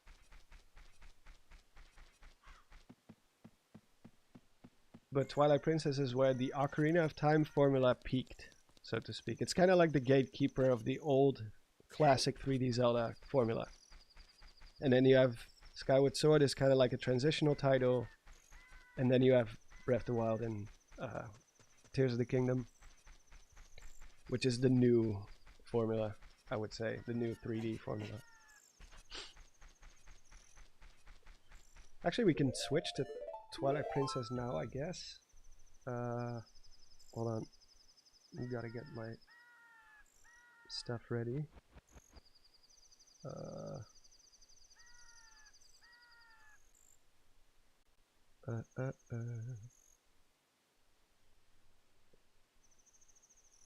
Do it off screen, so in case Nintendo ninjas are looking. Let me see. I think I have it on Simu.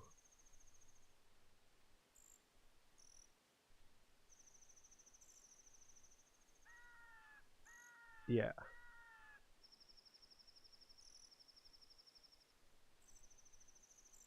Did I save? I did. Alright. I did turn up the sound though. General settings,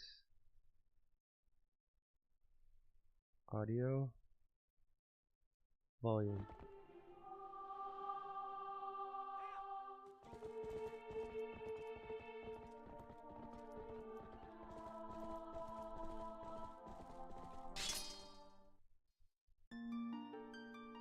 I think I have the HUD mod pack on. Yeah, there we go. You can hide the HUD.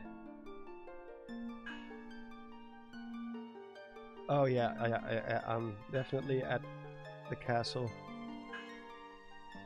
Well, there's a weird delay going on right now.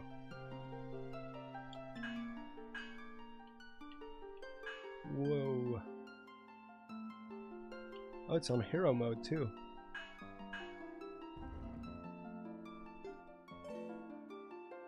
Please connect the Pro Controller. Wait, what? What is going on? Or maybe I should use my other controller. Although I'm not sure if that works. Damn it. Let me see. How did I set up my inputs? Input settings. Big Ben. Load. Save.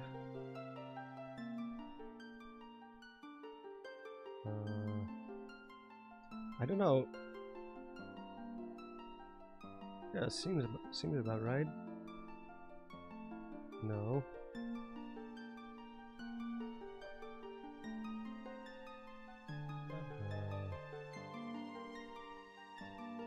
Yeah, it should be good.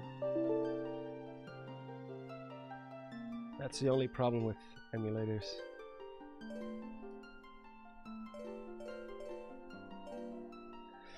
Maybe I have to restart. Ah, so annoying. Let me see. A button. Yeah, it should be this one. A, B. No, I don't want to update Java. Get away.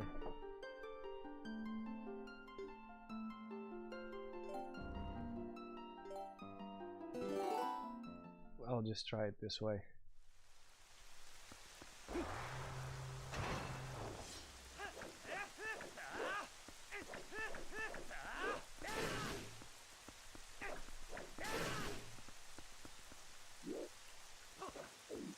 Wait, the buttons are not... They don't make sense though. What the heck?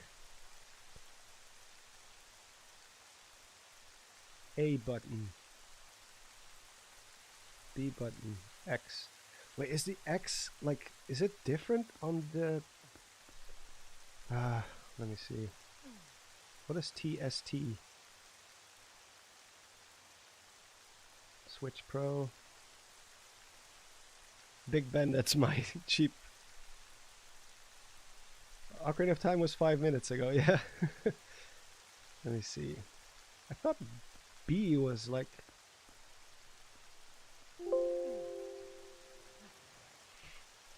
Oh no! Ow! Okay, so this one is correct. Oh. It's like this.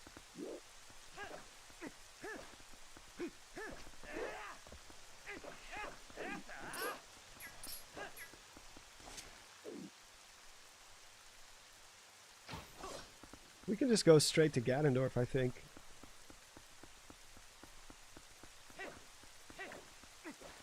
Wow, this is very counterintuitive coming from Ocarina of Time.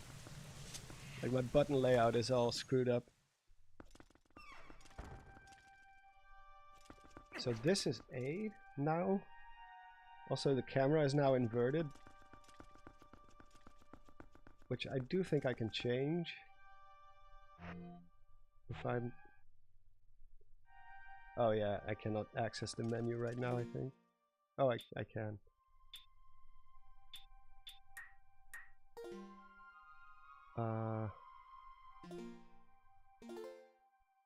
Camera type normal. Invert. Invert both axes. Invert vertical axis. I think that's it.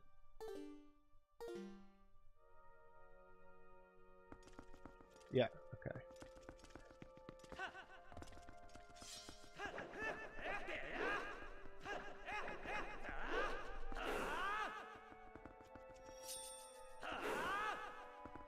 Alright. I'll change the button layout later, because this is really, really not optimal.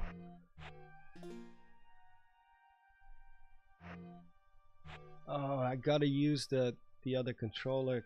Damn it. Oh man, that's so frustrating. Yeah, this is not gonna work right now.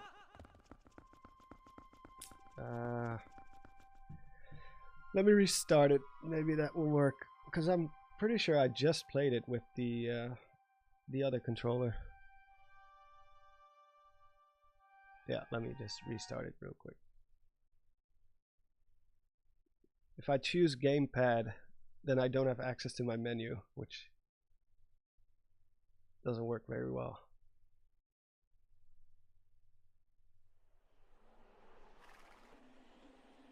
Also, what do you think of the thumbnail?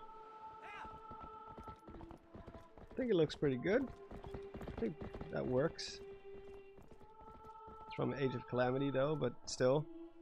It's one of the cooler pieces of artwork of Link, of like Breath of the Wild Link.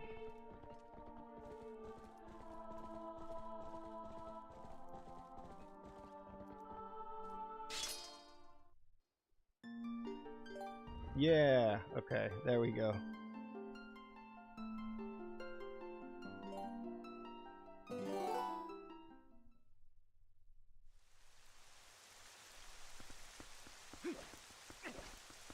Oh, now my button controls are normal too.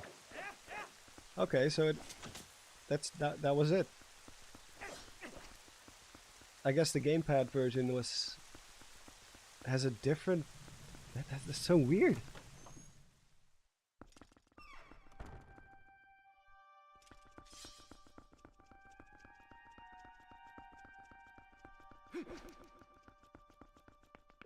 I guess we can go for Tears of the Kingdom after this, or Breath of the Wild.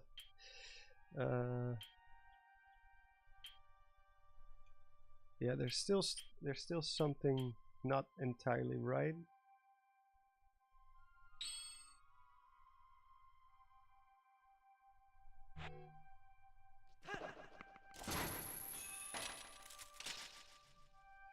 Oh well, we'll figure it out as we go.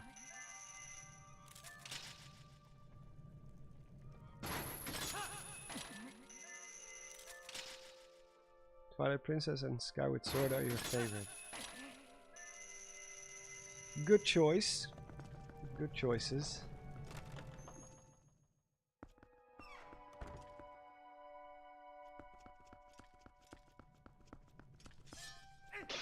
I guess the only thing that I would say is kind of annoying about Twilight Princess is there's like a weird input delay to the sword.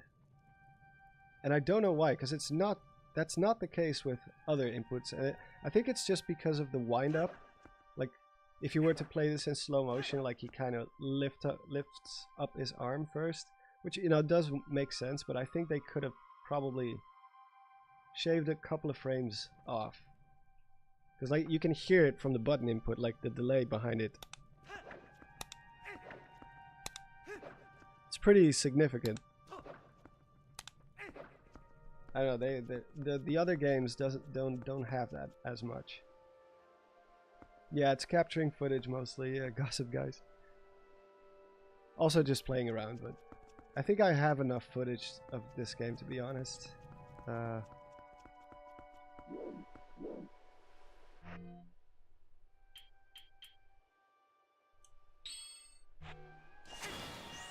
Oh god, I have to get used to these controls now.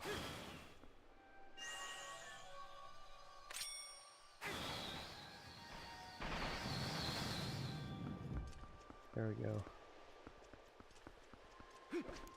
Yeah, you have to commit to a swing, that's true. It is more realistic that way, obviously, but if you play, like not Twilight Princess, Wind Waker first, and then you play this game, it feels kind of sluggish. Like Wind Waker has very snappy sword controls, or sword inputs, I guess is a better term.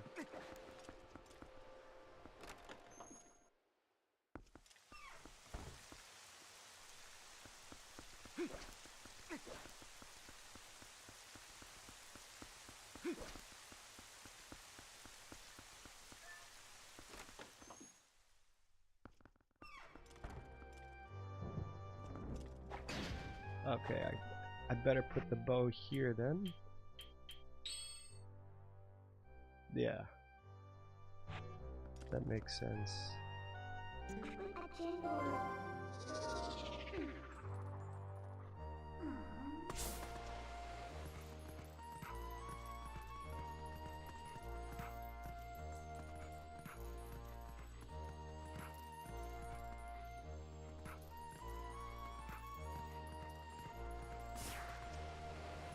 I think I have X and Y mapped to the same button. I think that's the problem. Let me see. I think that's what... Yeah, they're both... Okay. So I guess I will make this Y.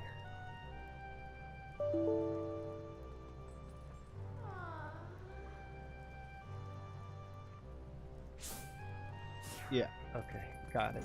Nice to meet you.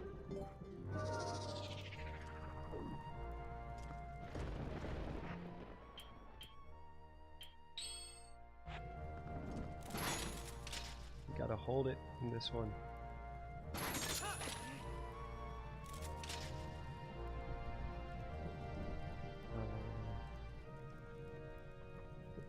Oh, just gotta jump.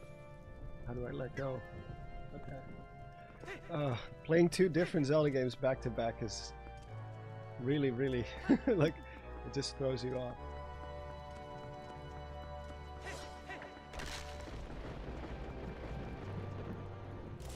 Because here you have to hold down to aim in first person with the hook shot at least.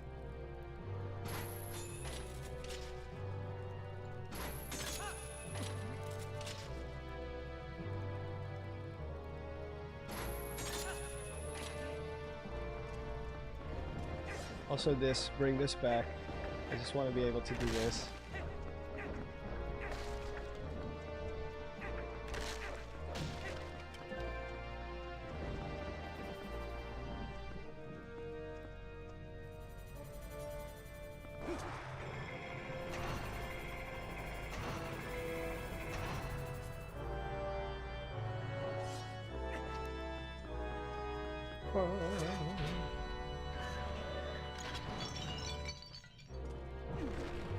I always imagine Link getting crushed by that huge lock because he's standing right below it when he opens the door.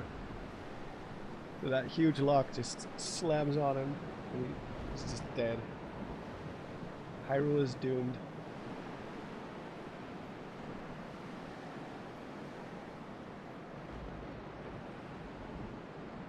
Yeah, in terms of movement, these older games definitely feel stiff. Like the actual movements, but they do have strengths that the others don't, that the newer games don't have. Like I think they would do well to mix the two together, like mash them together.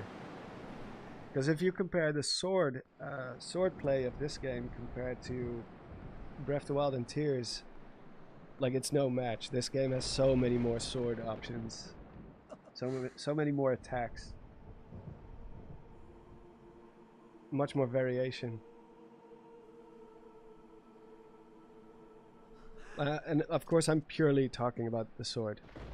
I'm not talking about the Sheikah Slate stuff or the Zonai powers or building robots.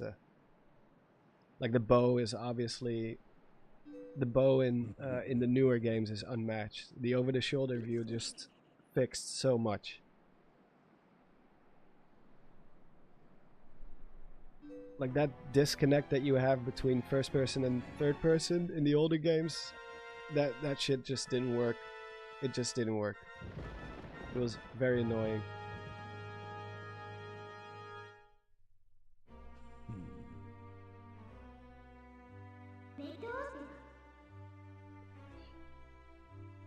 I like what Breath of the Wild did with dodging, but also Twilight Princess's sword techniques. Yeah. Although I will say, I would probably, in a future game, I would probably design the Flurry Rush differently. I think the reward for simply dodging is way too big. It's so easy to get. It's so easy to Flurry Rush. Like 9 times out of 10, I'm not even trying to get a Flurry Rush, and it just happens because you're gonna dodge either way. So there's very little risk involved for such a high reward. So I think for the next game they should. I think they can keep Flurry Rush in to some degree, but they have to redesign it in a way where there's either a risk involved or you can't perform it as often. Like for example, in Age of Calamity, you have the special attacks, the special moves.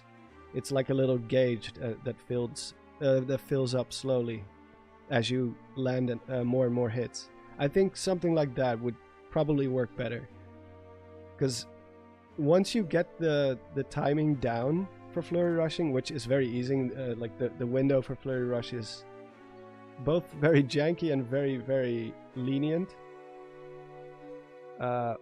You can just get Flurry Rush after Flurry Rush after Flurry Rush, and it just loses its like it's not special anymore at some point. It just becomes like, hey, here we go again, like dodge Flurry Rush, dodge Flurry Rush, and it's like, they could do something more with that. Like at least with, for example, with perfect parrying, you're at least, it's like a high risk, high reward type of move, because if you miss a shield parry, you either get hit or your shield gets broken, or you get staggered if it's a strong attack. So you're always putting yourself on, at risk by doing it, but there's no risk involved to Flurry Rushing, because like I said, you're gonna dodge either way, so it should not be tied to dodging. Yeah, it's kind of, I guess, low reward. It kind of depends on the enemy. For Guardians, for example, it's a high reward, I would say, because it pretty much one-shots them, or at least takes away a significant amount of health. For some enemies, it is pretty potent, I would say, but not for all of them. I agree with that. Like for regular enemies, it's usually not the greatest reward. You might get 1 or 2 hits in if you do.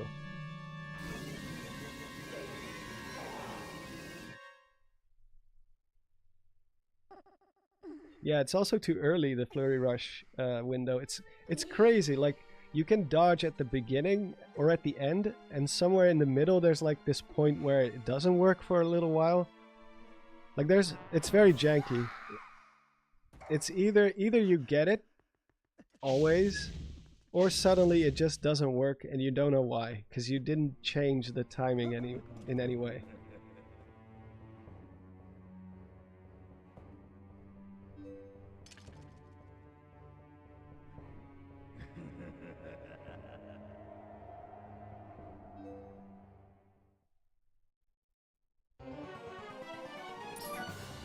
Hold on, let me quickly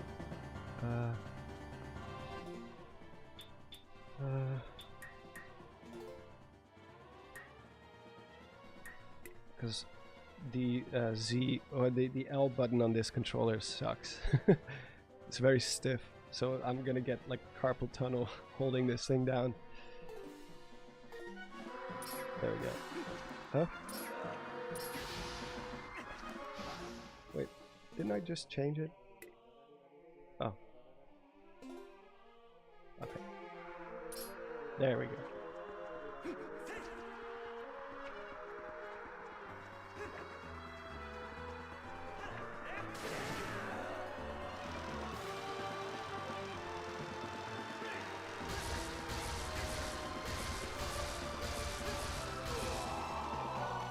This part is actually way harder to do in this game because of the input delay.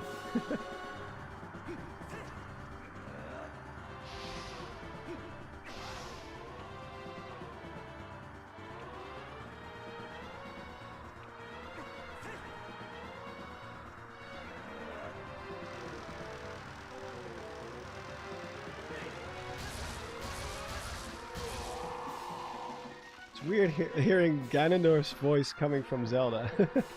It's kind of unsettling in a way.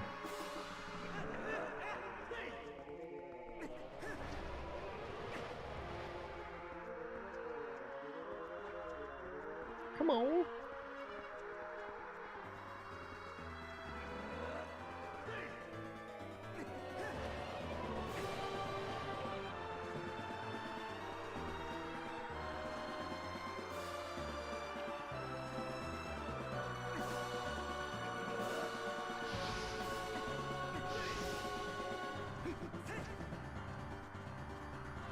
Also, just I like this jump attack. This one.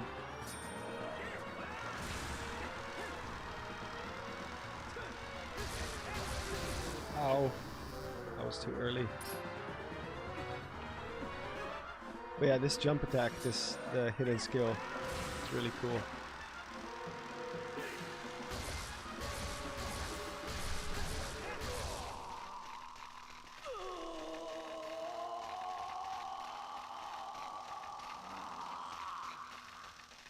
If this was Breath of the Wild, dodging that would have let you take a quarter of his health. Yeah.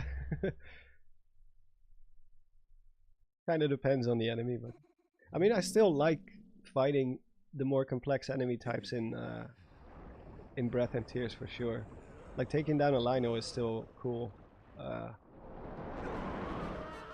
I just think there's potential to have something like in between this and Breath and Tears. That would probably work very, very well. Maybe with a few new additions to it as well.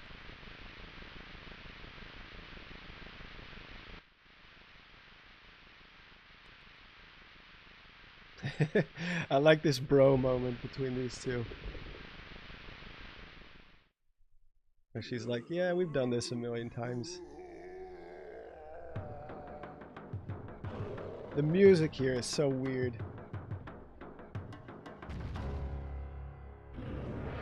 It's probably the weirdest song in the entire series.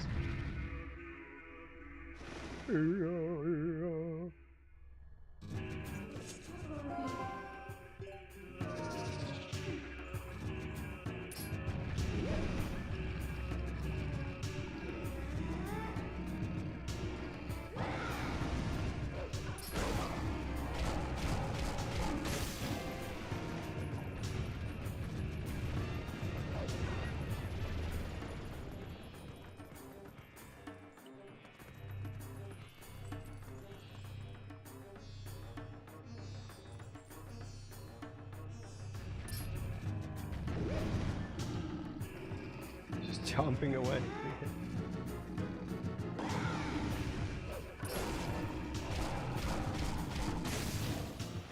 That's probably the weakest part of this combat system is the wolf.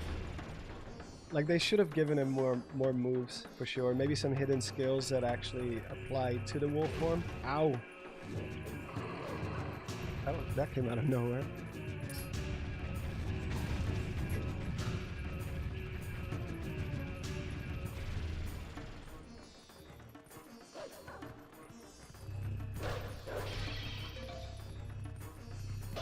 Oh wait, this is hero mode. There are no hearts. Ow! I think I do have medicine, so we're good.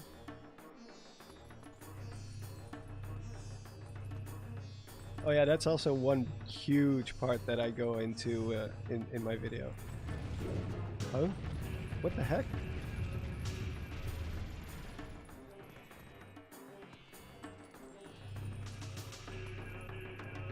Oh shh! I keep forgetting that he can do that too.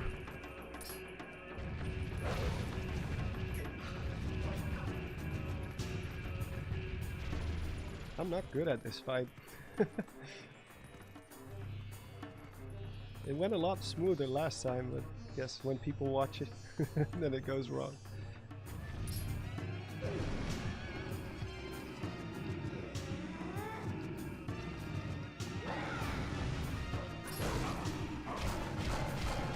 You should be in the opera.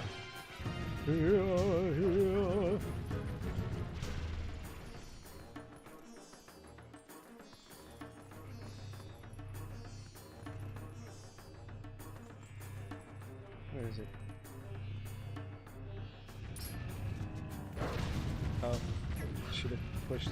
So you have to push early actually. Let me heal up just to be sure. Pretty sure I have plenty of. Yeah.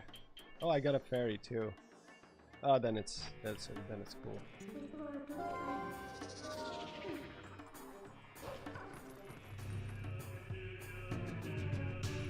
I think he's come.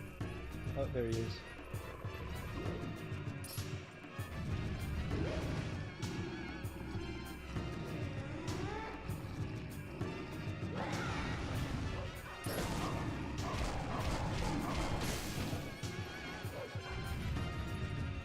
Spin-off channel, Monster Music. I used to make music.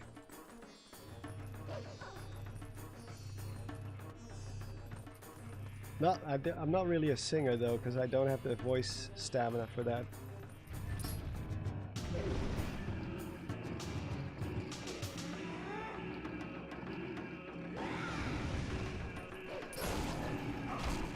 Let me see. I just checked myself. Unless you're talking about the HD versions, the original GameCube Wind Waker does not allow you to. Oh, that's good to know. Actually, I should change that. Ow. I thought it was always a thing.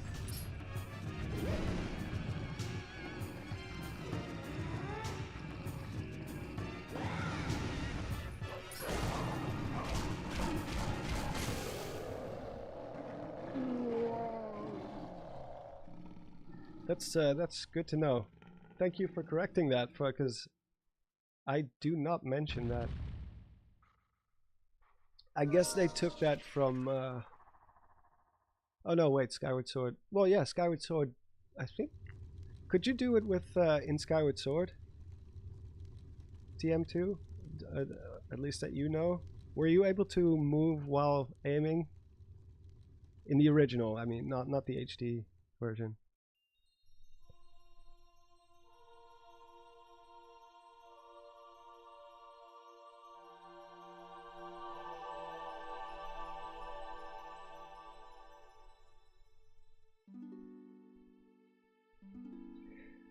I mean, I used to play guitar quite a bit. There was a time when I was like practicing guitar like 8 hours per day in my younger years, but it's been a while. It's been quite a while. I did do a little bit of backup vocals once in a while, but I do not have the voice stamina to fill up an entire set. I would destroy my voice. I can barely keep my voice stamina up while talking, let alone like straining it with singing. It would just be one long like this. I would sound like the Grudge the whole time. I guess I could do grunts.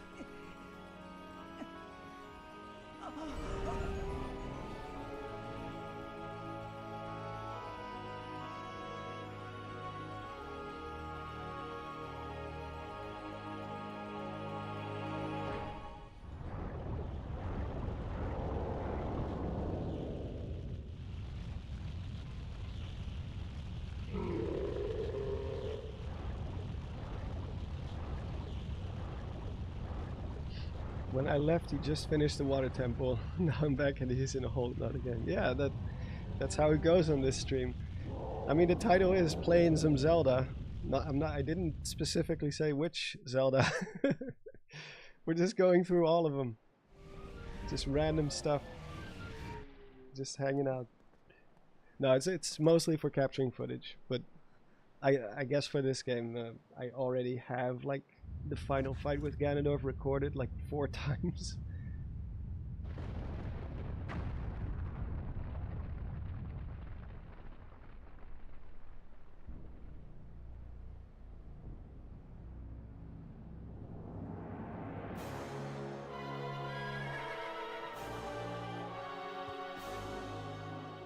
Oh no, she did.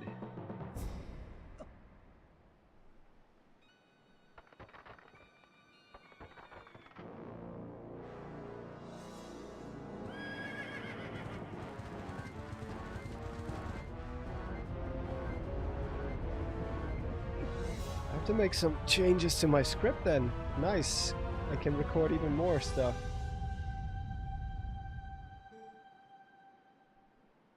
I guess I could say, like, that it's only for the HD version.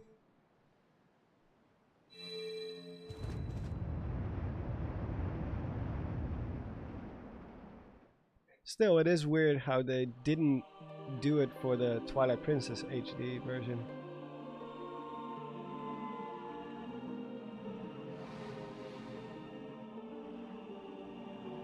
Twilight Princess GameCube doesn't have aiming and shooting either. You mean aiming while moving?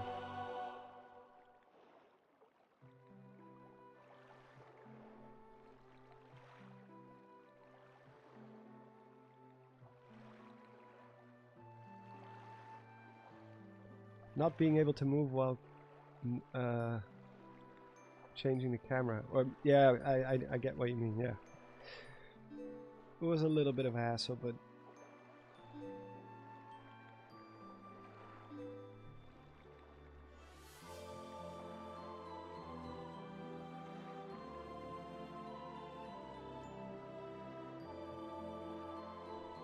Twilight Princess HD didn't really have many changes compared to Wind Waker HD. Yeah.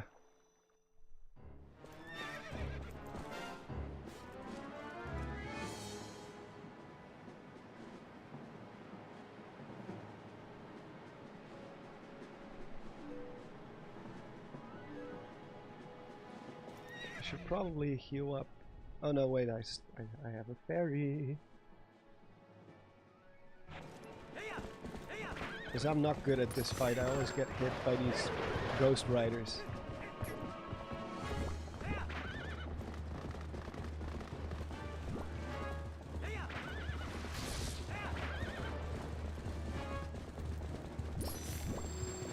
Shoot him! Shoot him!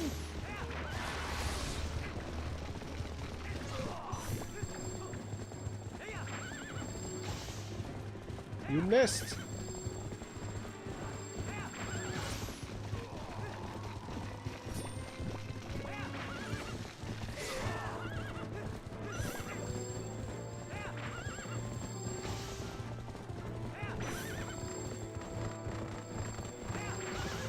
You missed again.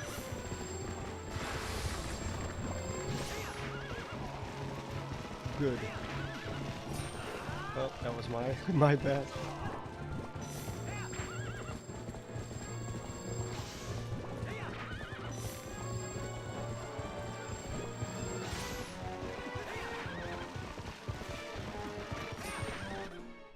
Oh, that was not what I wanted to do. There we go. That's weird. This fight went way worse last time, and the Midna fight with Beast Ganon actually went way better. Like I said, I'm not consistent.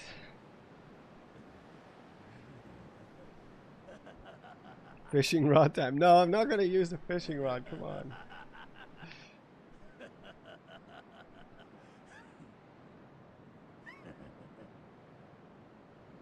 Oh, you called it. I'ma head out. I cannot say your name without sounding like I'm gonna end the stream. I'ma head out.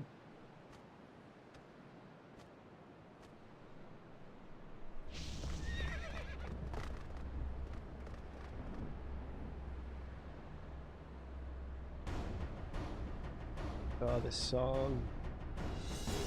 Dun, dun, dun, dun, dun, dun, dun.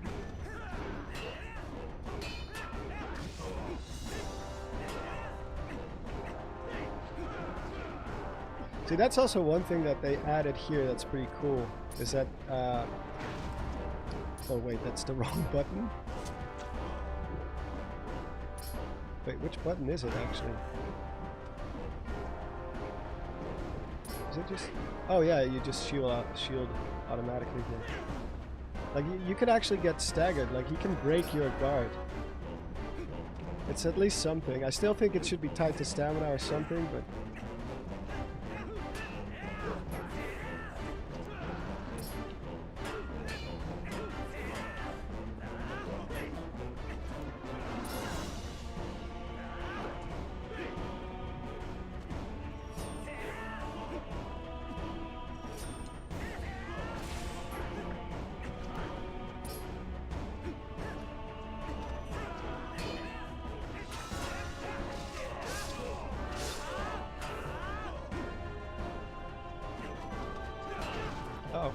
Oh, you can do the thing where you lock swords. That's really cool. I want to try to get that one. Yeah! I'm not good at button mashing.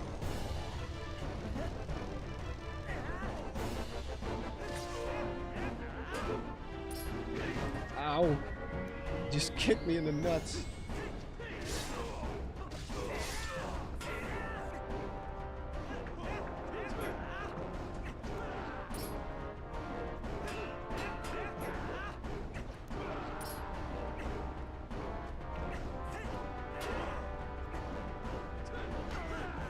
You see, like he breaks my guard and then he does like a follow-up. But he doesn't always do a follow-up, so it's... See, like right now, I also get staggered, but he doesn't do anything.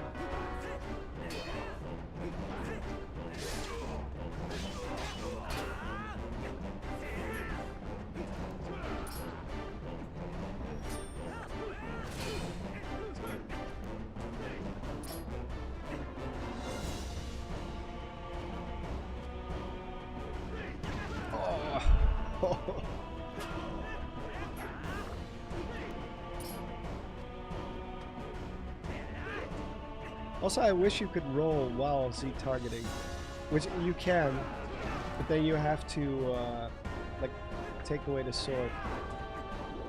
If I put away the sword, now I can roll. But you should be able to roll always, especially since you have this move. Like you can do a roll and then a stab right after that. But this move is completely useless while in a duel like this, which is a bit of a shame.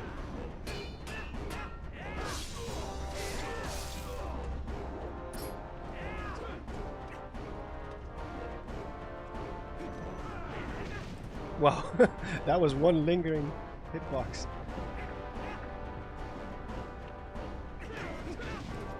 Ow.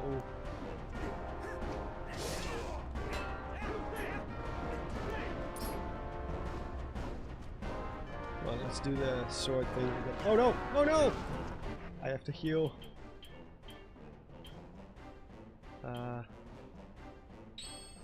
Yeah, I'm not using this. Oh, that's... I thought it was lamp oil. I think it is, actually.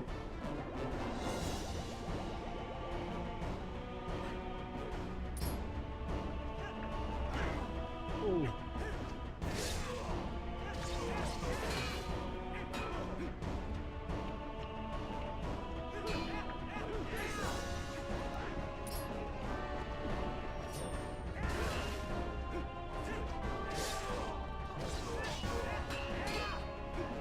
What? Ooh. I never see that one coming.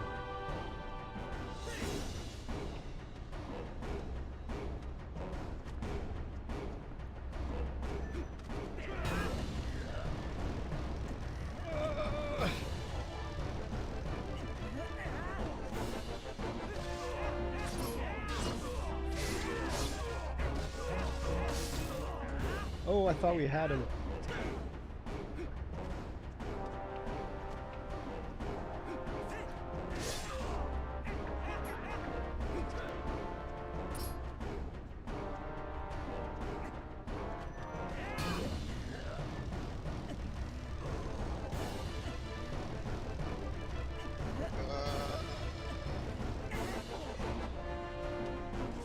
Can I do the helm splitter on Ganondorf? I don't think I can, right? Pretty sure he just... Yeah, he cannot do it. Maybe if he... Maybe if he's staggered?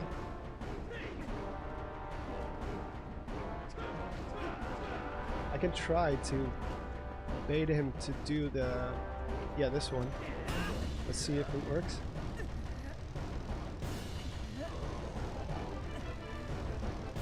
I don't think it works though. No, it doesn't work on Ganondorf.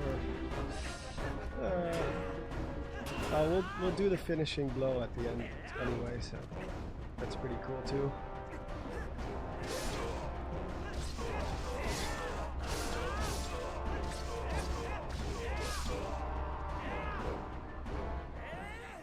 Bam! I think the finishing blow here is a little bit underwhelming. There's like a sound effect missing there. The one in Skyward Sword is the best one. When you kill Demise, oh my god. That final finishing move where he like twirls around in the air with lightning. Oh my god. Goosebumps just thinking about it.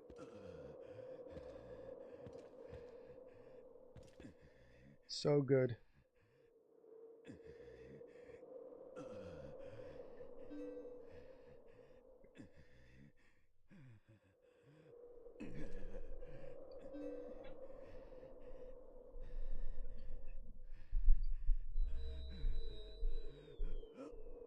Just the whole fight with Demise is really cool.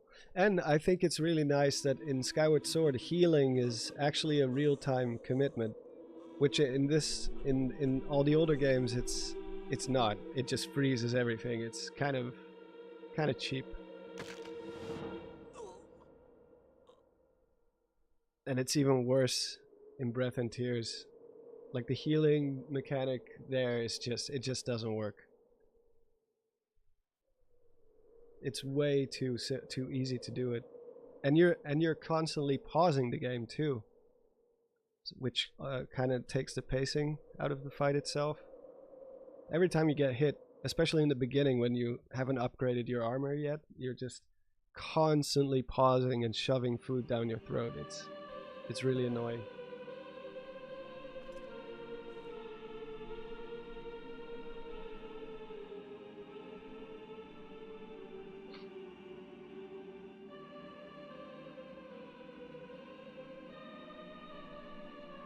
They really need to take some notes from Dark Souls in that regard. Like, there's a reason why games don't do that anymore. Like, that's just old school Bethesda game design where you just pause the game and just force feed healing items to your character. It's just it should just be a real-time commitment. Like the more games you see nowadays, like modern games, they do everything they can to keep the HUD and the inventory out of the experience as much as possible. Like in Skyward Sword, the real-time healing is nice, but it wasn't optimal. You still had to like choose like from the little menu, which is real-time, so it is a commitment, but you still had to choose a potion, hold it, and then drink it. There should just be a dedicated heal button. Or like a combination of two buttons that makes you heal. I know that's like Dark Souls territory, but I mean, there's a reason why it works in Dark Souls. Because if you have to heal in real time, it adds to the strategy of the fight itself. It adds an extra layer to it. Alright, Ganon fan. Thanks for dropping by. Obviously, this is just my opinion, but I mean, the original Dark Souls was inspired by Ocarina of Time. Or at least just... wait, when did Dark Souls come out? So I guess that would have been like Twilight Princess. Either way, the makers of Dark Souls have said publicly that their games were inspired by Zelda in part. So I think it's only natural that Zelda also takes some notes from the competition once in a while. Yeah, 2011, so that would be right before Skyward Sword. So I guess Twilight Princess would be the kind of the inspiration, more so than Ocarina of Time.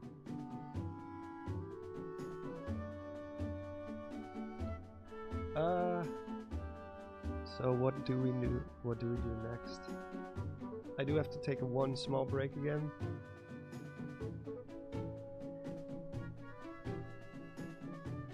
Oh, you're good, Black Lynx. Have a good rest. Yeah, Skyward Sword is 2012, the end of the world. Or at least that's what people thought.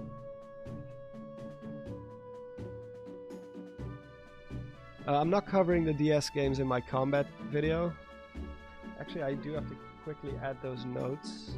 I'll just put them at the end so I don't forget. So moving in first person was not a thing in the original Wind Waker.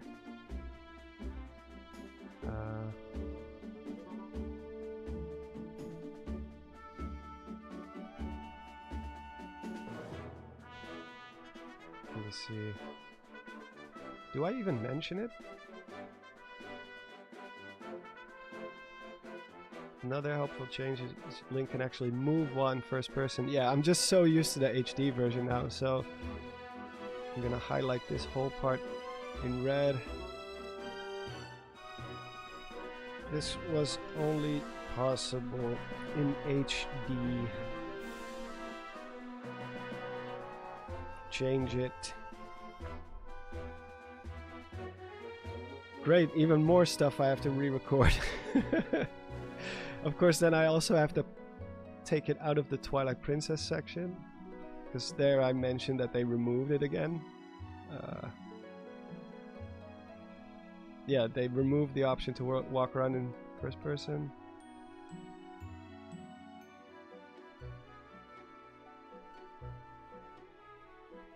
Oh, no, also no longer necessary. Yeah, it's quite a beefy script.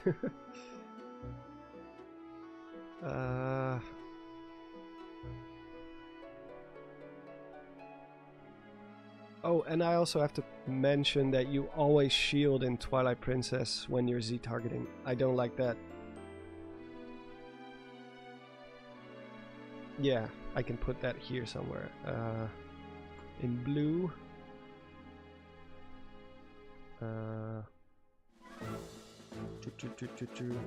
Dark Souls, blah blah blah blah. You always shield when Z targeting. Not good.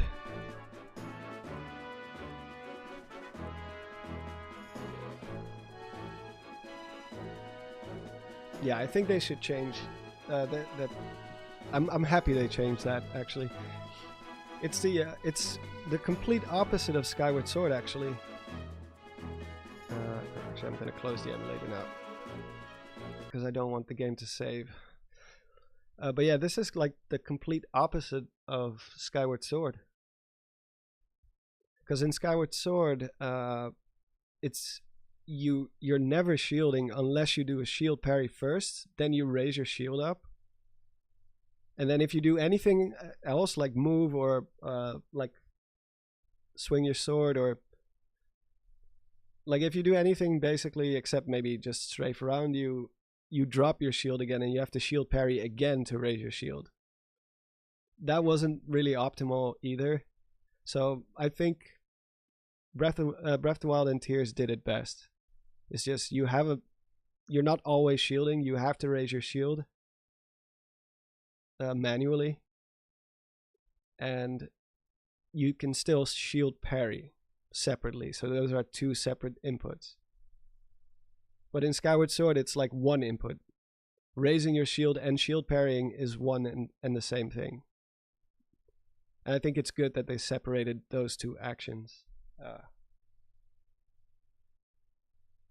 So yeah,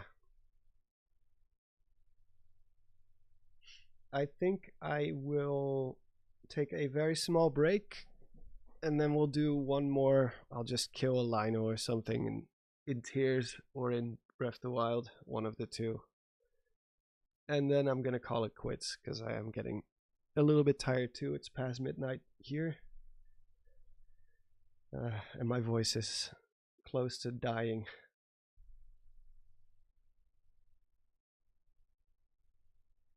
So, actually, I kind of agree, Lulu, in the sense that I do think that your sword swings should matter. So whether you do a horizontal swing or like a vertical swing, it would be cool if that actually mattered. Because right now in the older games, at least in Wind Waker and in Twilight Princess, you can change your direction of your swings mid combo, but it doesn't really it doesn't affect whether you will land a hit or not. It's never been like that. It doesn't matter what you do. If an enemy has their shield up, they might as well just have a giant force field in front of them, because it's not like you can sneak a hit past their shield or something like by using the right sword swing. So that is a part of Skyward Sword which I do think is very cool. The fact that your sword swings actually matter. But I do think they can do it a little bit different in terms of how you switch directions of your swings. Because in Skyward Sword it was a little bit of a crude solution by just mapping the sword to the right analog stick, which got in the way of the camera controls. So, will part 3 be story? No, part 3 will be open world exploration and the just the overall design philosophy of the open world. So, because the story, that's going to be a whole different video. I'm just going to do one giant video where I just rip the story apart at some point. But the next one will be I don't know if I'm gonna do that video right after the combat video, or if I'm gonna, because that's probably gonna be a pretty long video too. I might want to do something shorter in between, maybe do some Elden Ring in between too, because the DLC is coming very soon, I think. Yeah, we're already in May, so little over a month, and then we have the Elden Ring DLC. But yeah, let me quickly take a small break, let my voice rest, bathroom break, all that stuff, and then we'll do one more game, just something short, something easy, and then I'm gonna call it quits. So I'll be right back.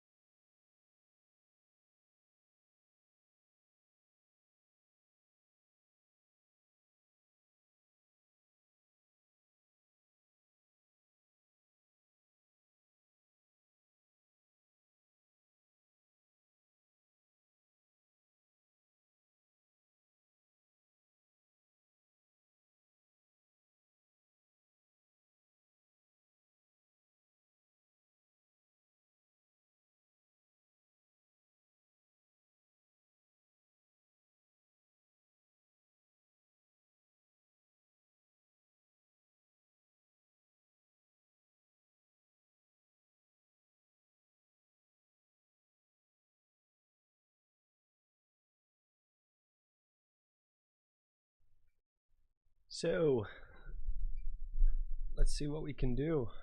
I can do either Wind Waker, Breath of the Wild, Tears of the Kingdom, Age of Calamity.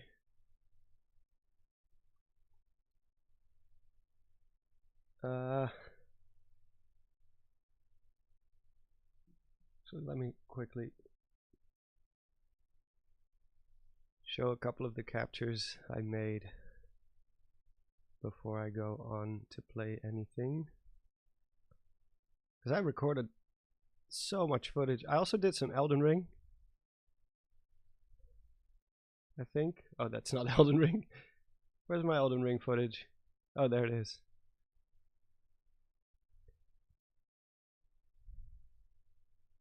Like, yeah, it's not. It doesn't have sound because I usually don't use the sound.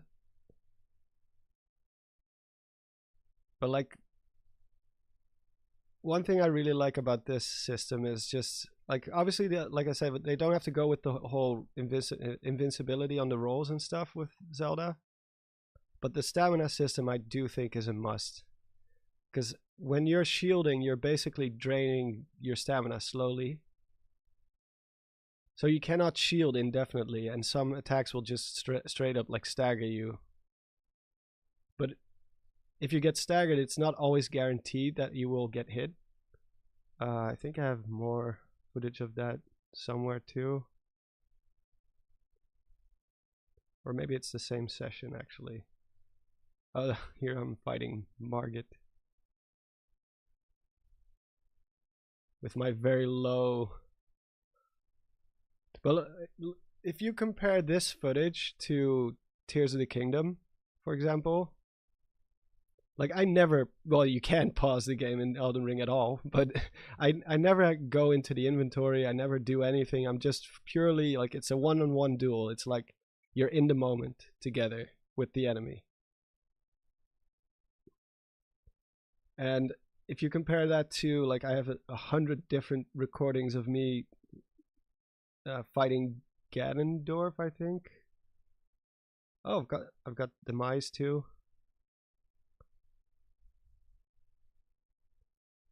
Yeah.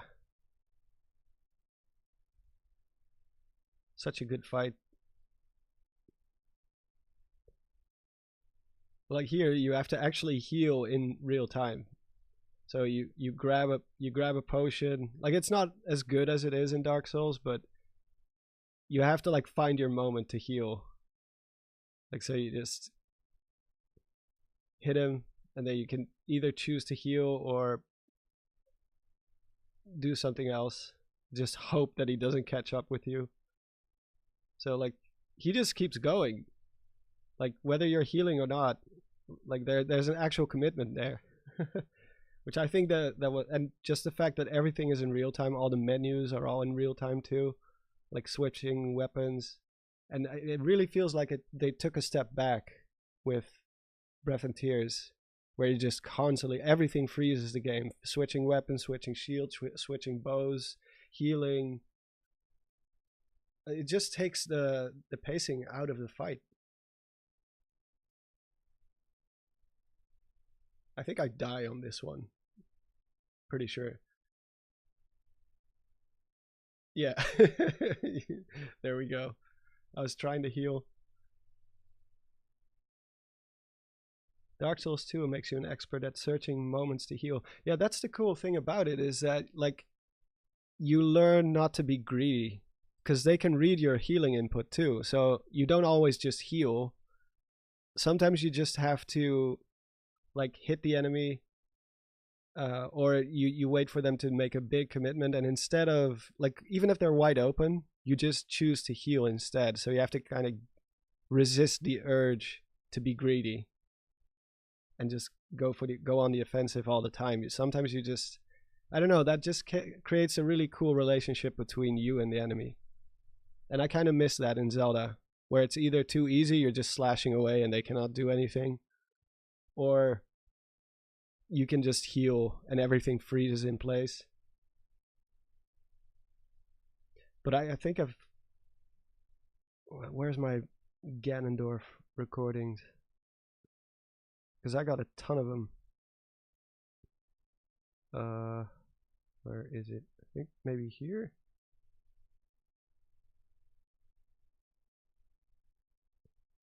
Like here, you also get staggered at least. That's a good thing.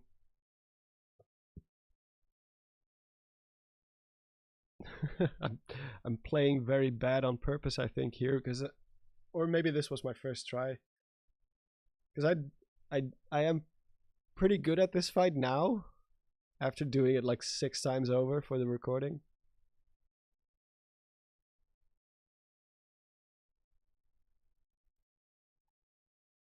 Like this is genuinely one of the best fights in the series. It's a really good fight. Like, you dodge, you get the Flurry Rush, but then he gets a Flurry Rush after that. There's some pretty cool moments here too.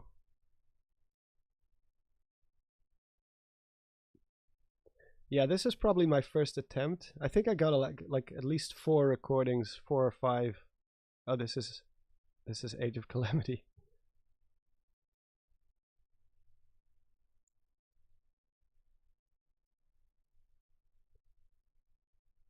I think this is where I record this part, where maybe they could do something like this in a future Zelda game, where you can expand your combo set.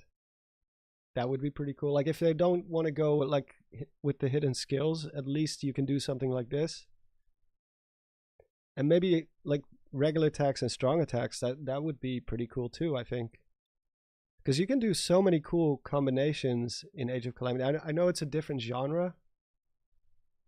It's a different genre of video game, obviously. But I don't see why they couldn't take some notes from it.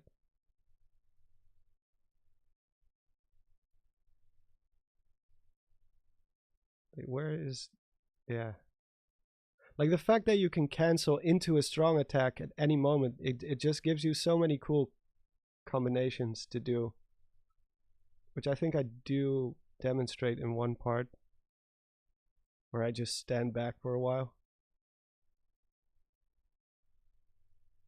Is it here? No. Let me quickly see. I think it's here. Yeah, here. Like all the cool combinations that you can do by canceling attacks whenever you want. The fact that you can change the direction of your combos like this is pretty cool too. Because in Breath of the Wild and Tears, you're once you start slashing, you're kind of just stuck facing the same direction.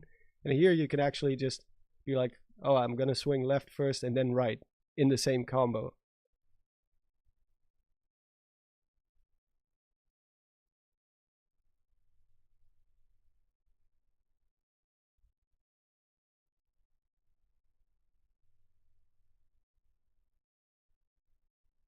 I don't know. There's something about the combat system in this that some elements at least I would like to see transfer over. I think it would at least be a cool experiment. Because there's so many combinations. Just because you have that, just because they split it up into strong and regular attacks, and the fact that you can cancel a regular attack into a strong attack, which will make the strong attack different every time. That just creates so many different combinations that you can do. It's sad that the FPS for Hyrule Warriors is so bad. Yeah, it is better on emulated though, way better, but it's still not great. For that's for sure.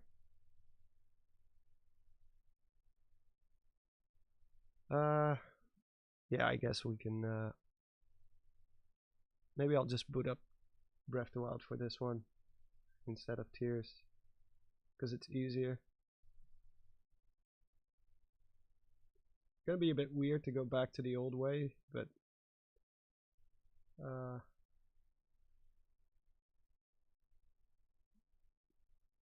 with Tears I do think I have to switch gamepads and all that stuff, which is a little bit annoying.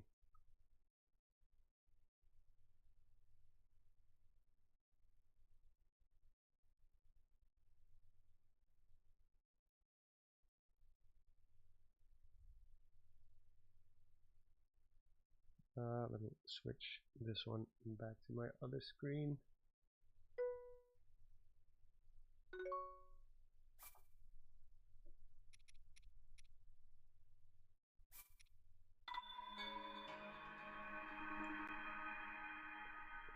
Is this your favorite game? You mean Age of Calamity?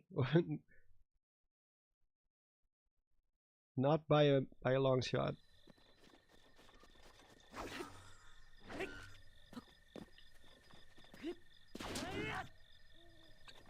Like the movement in this game is just, it's unparalleled. It's so much better.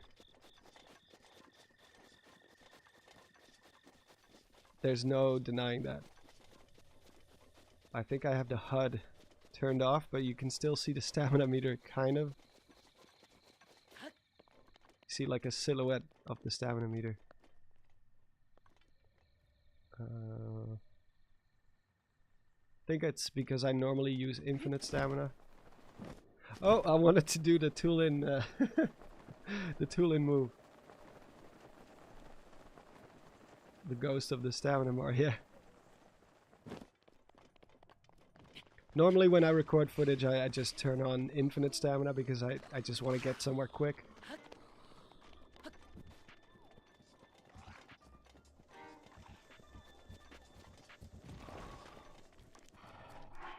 Also I think one-handed weapons are a little bit too powerful in a way.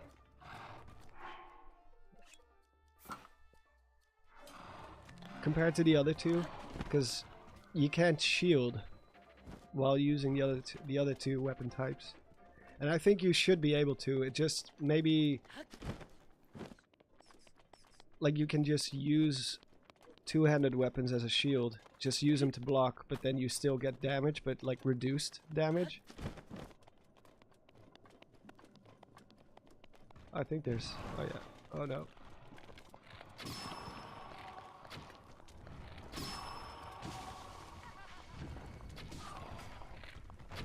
Come on. Yeah, there you go.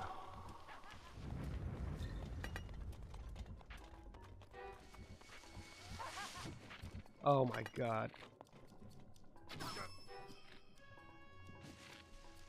Just go away.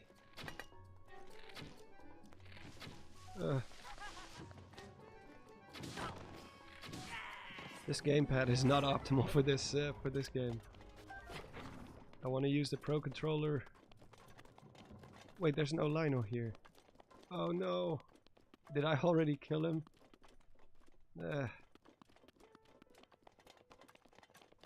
Gotta find another one.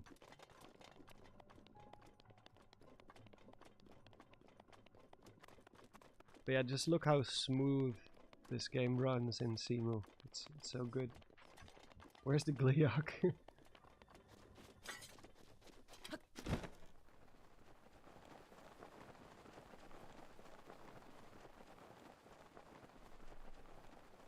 How garbage would Link's knees be with a 24 without healing magic? Yeah.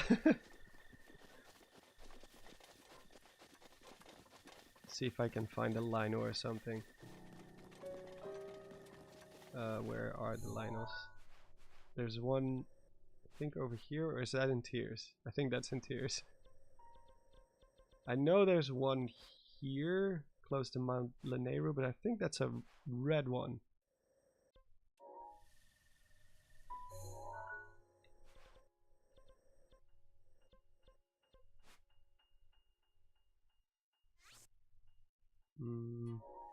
Yeah.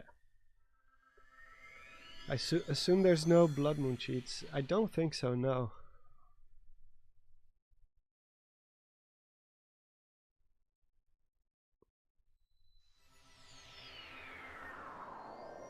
It's not gonna be fun to fight him.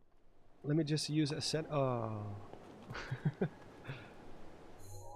I keep wanting to use stuff from Tears of the Kingdom now.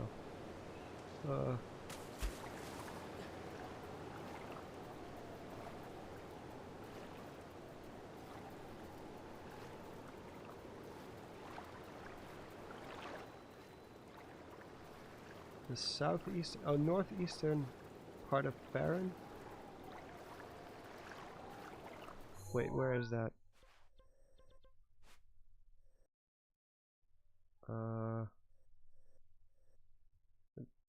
Northeastern. So somewhere around here?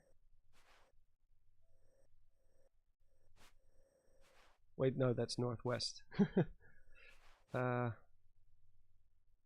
don't know where it is though.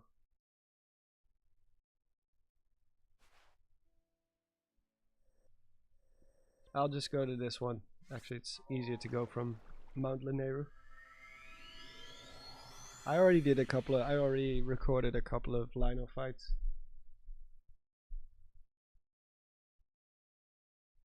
Also, why do Lynels have shields? They never use them. They never use their shield, as far as I'm aware.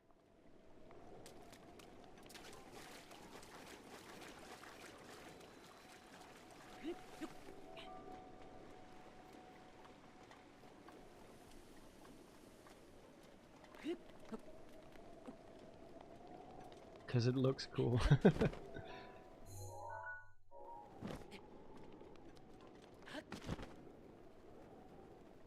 I should probably put on the snow boots if I have them.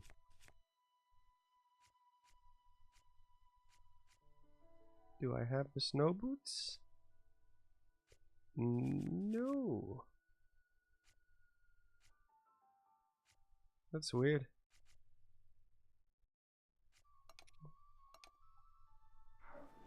Oh well.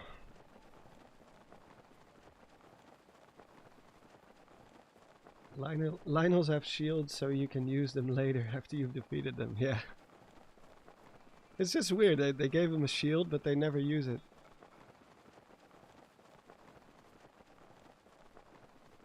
Also, I keep wanting to skydive, but you can't do that either.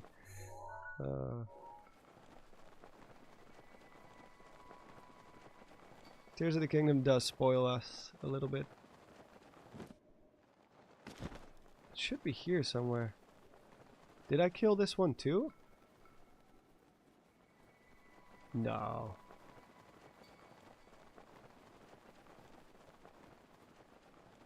I don't remember fighting the one over here.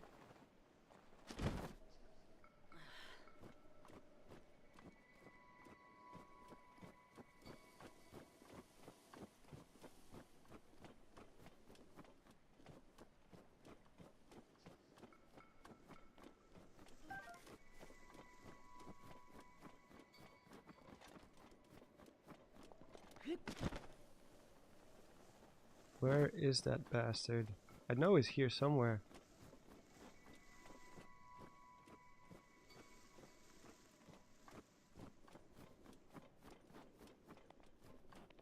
He's not in the snow?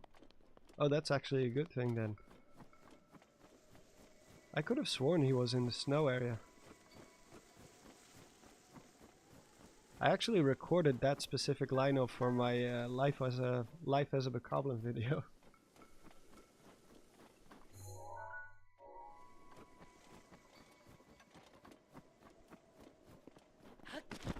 Okay, so he is at the gate.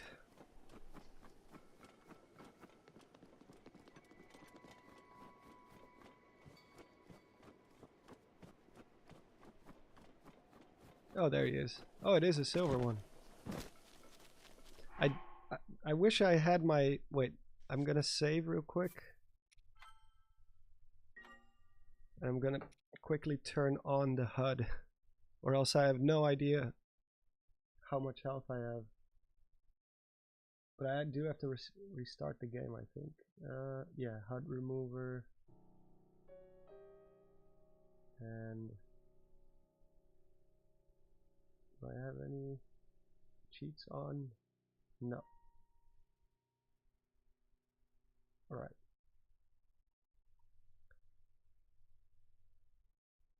Let me restart.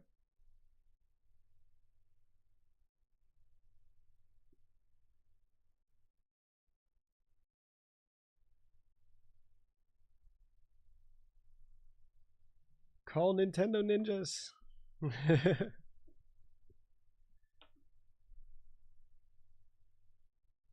I mean, they have to go after a lot of people if they want to do that.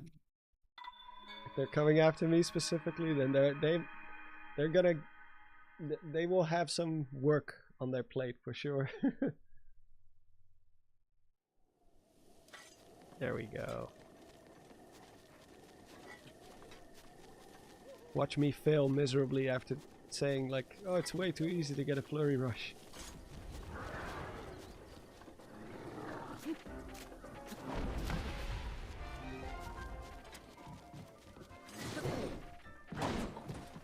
And I pressed the wrong button.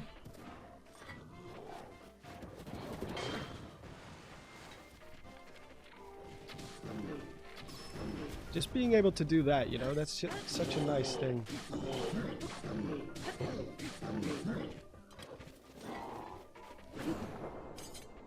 I didn't even try to get the Flurry Rush over there.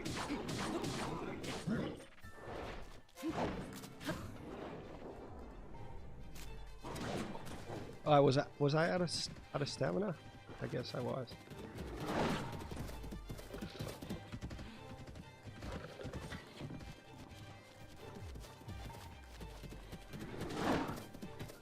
Wait.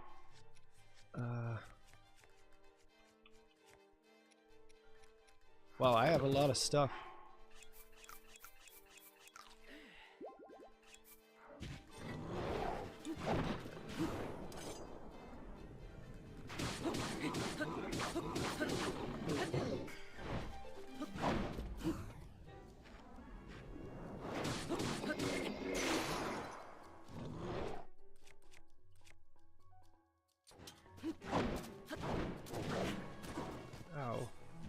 Oh, this gamepad is terrible for this game.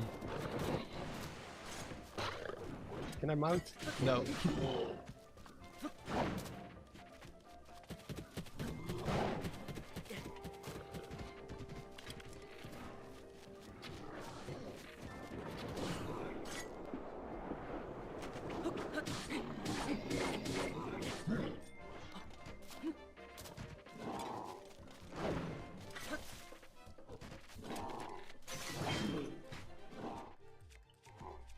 Let's see how many times I have to switch weapons or... Oh man. Oh man.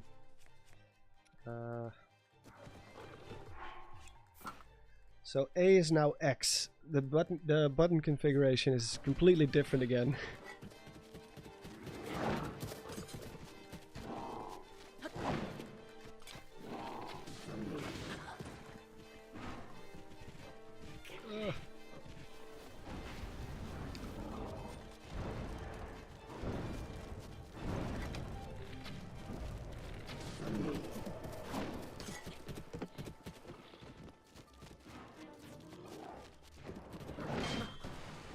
Let's try a perfect parry real quick. Oh.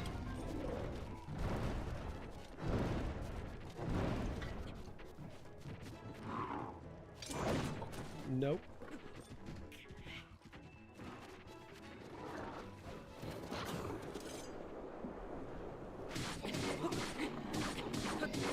Yeah, I'm not going to use the Sheikah Slate powers.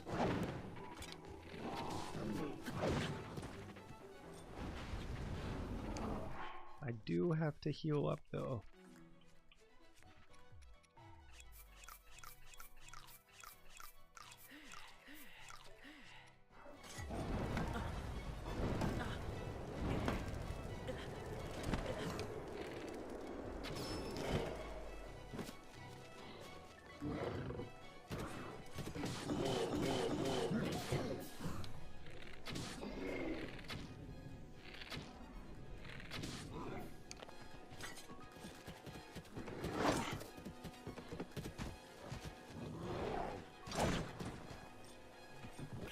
I am not good at perfect parrying.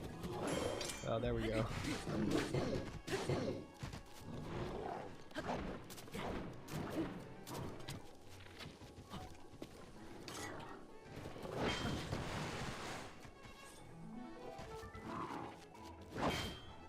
Thank God I have the Hylian shield.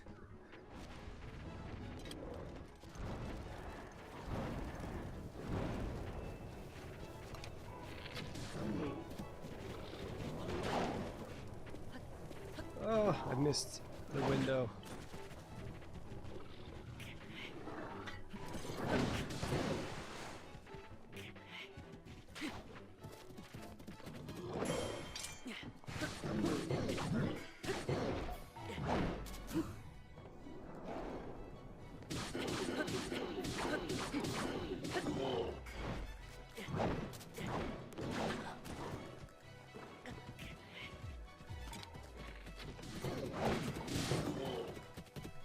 I am almost dead.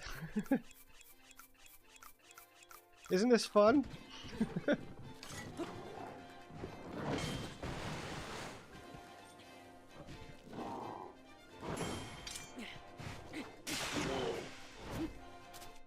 Uh-oh, I'm gonna get hit for sure here. Oh no, I don't. Never mind.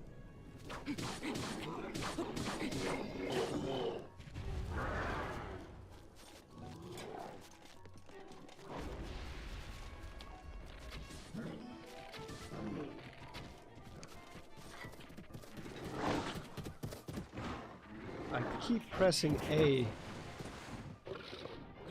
but that's not how it works.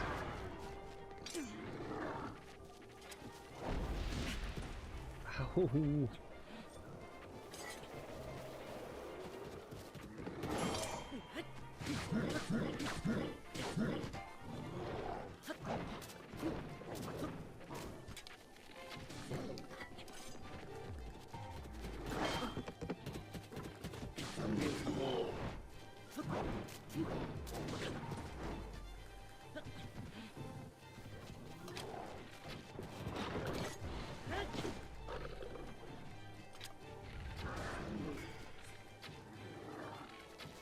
Uh-oh, uh-oh, uh-oh. Okay.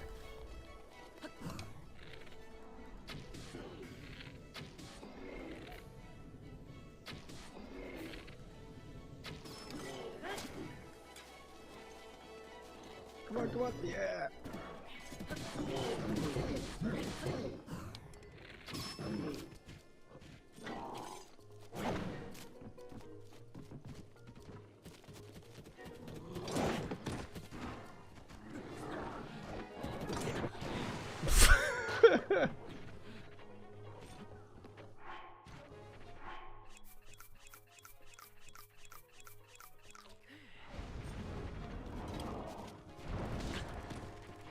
Let's see if I... Oh, he only did one?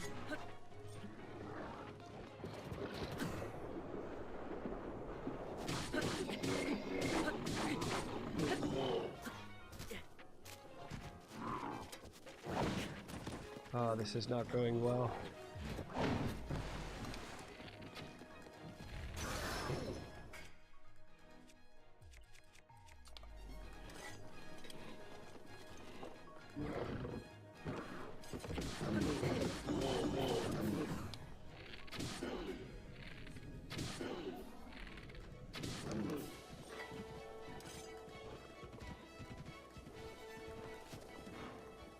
No, he got stuck on the tree.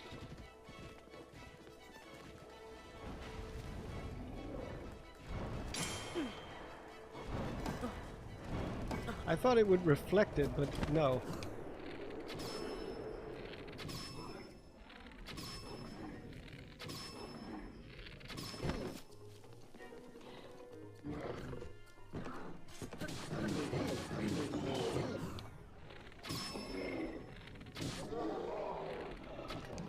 Dead. Man, that did not go as well as it did in my recordings. Granted, I am using a very shitty gamepad that's like way too small for my hands.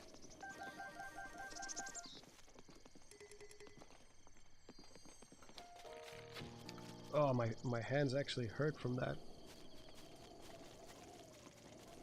No, this is not on the Switch. This is on the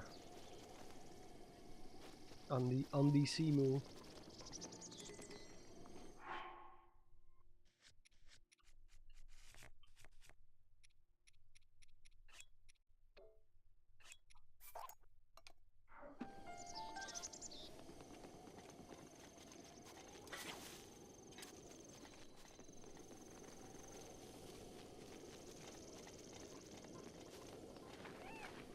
I think that's also one point I bring up in my video, is that like this whole bullet time thingy, it's really cool and I want something like this to return in the next game, but they should nerf it a little bit, because the amount of shots you can get out of one bullet time, even with like a low stamina meter, like one you've not upgraded that much, sometimes, especially in tiers where you can make the arrows really powerful with fuses, you can just run up to an enemy camp and just take out everyone, just bam, bam. Simo accepts basically anything. I don't think it. I think it only accepts my Pro controller for some reason if I use like a third-party application. Like Tears does, because Yuzu does take my my Pro controller, but I think you should only be able to get like 1 or 2 shots out of bullet time, because it's supposed to be like just a little reward that you get, so you can make a really precise shot. But the fact that you can just take out a whole enemy camp, like 5 enemies, with 1 bullet time, it's a little too much.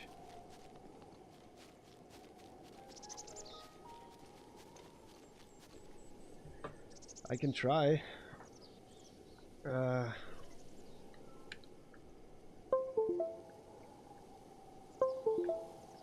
But then I have to switch the input settings, I think.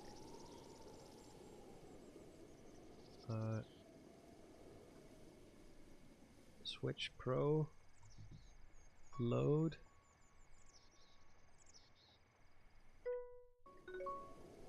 Doesn't do much.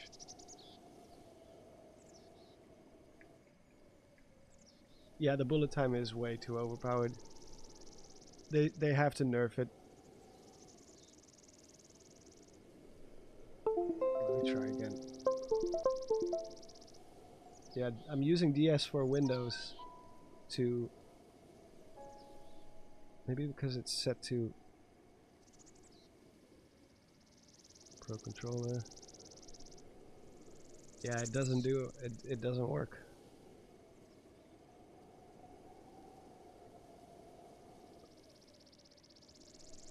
No, it doesn't work. Maybe it's also because my other controller is plugged in, but I don't want to mess around with it now. It's okay. I'm not here to show off my pro gaming skills, because there are none.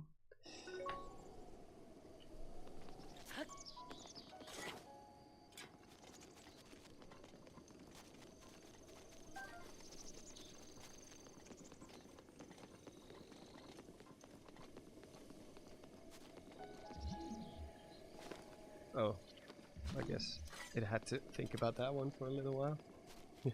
It's fine, yeah. I know there's a Lynel here, but I think I defeated that one too on my last recording. So I don't think we have a whole lot of options left. Either way, I think I'm gonna call it quits, guys, because I'm really getting tired and it's 2 a.m. here. Way past my bedtime. But yeah, I should actually do more streams like this before I do a major video, because I never knew that you couldn't move in first person in the HD or outside of the HD versions. That's actually very interesting. And I also remembered the whole shielding mechanic from Twilight Princess while playing here, so it does work. It does help to have a couple of people watching along with me and commenting on it, because I just, it's so easy to miss things. I've been playing all the 3D Zelda games back to back the last few weeks. It's so much to take into account, plus Elden Ring, plus Age of Calamity. So yeah, anyway, thank you so much for dropping by. As always happy to see how many people are still willing to tune in, even if I didn't upload for a whole month almost. So yeah, I will talk to you guys soon, and I hope you look forward to the video. Although I already talked about most of what I'm going to talk about in the video. But still, have a good one, everyone, and I will see you next time. And I will pet Dino for you guys.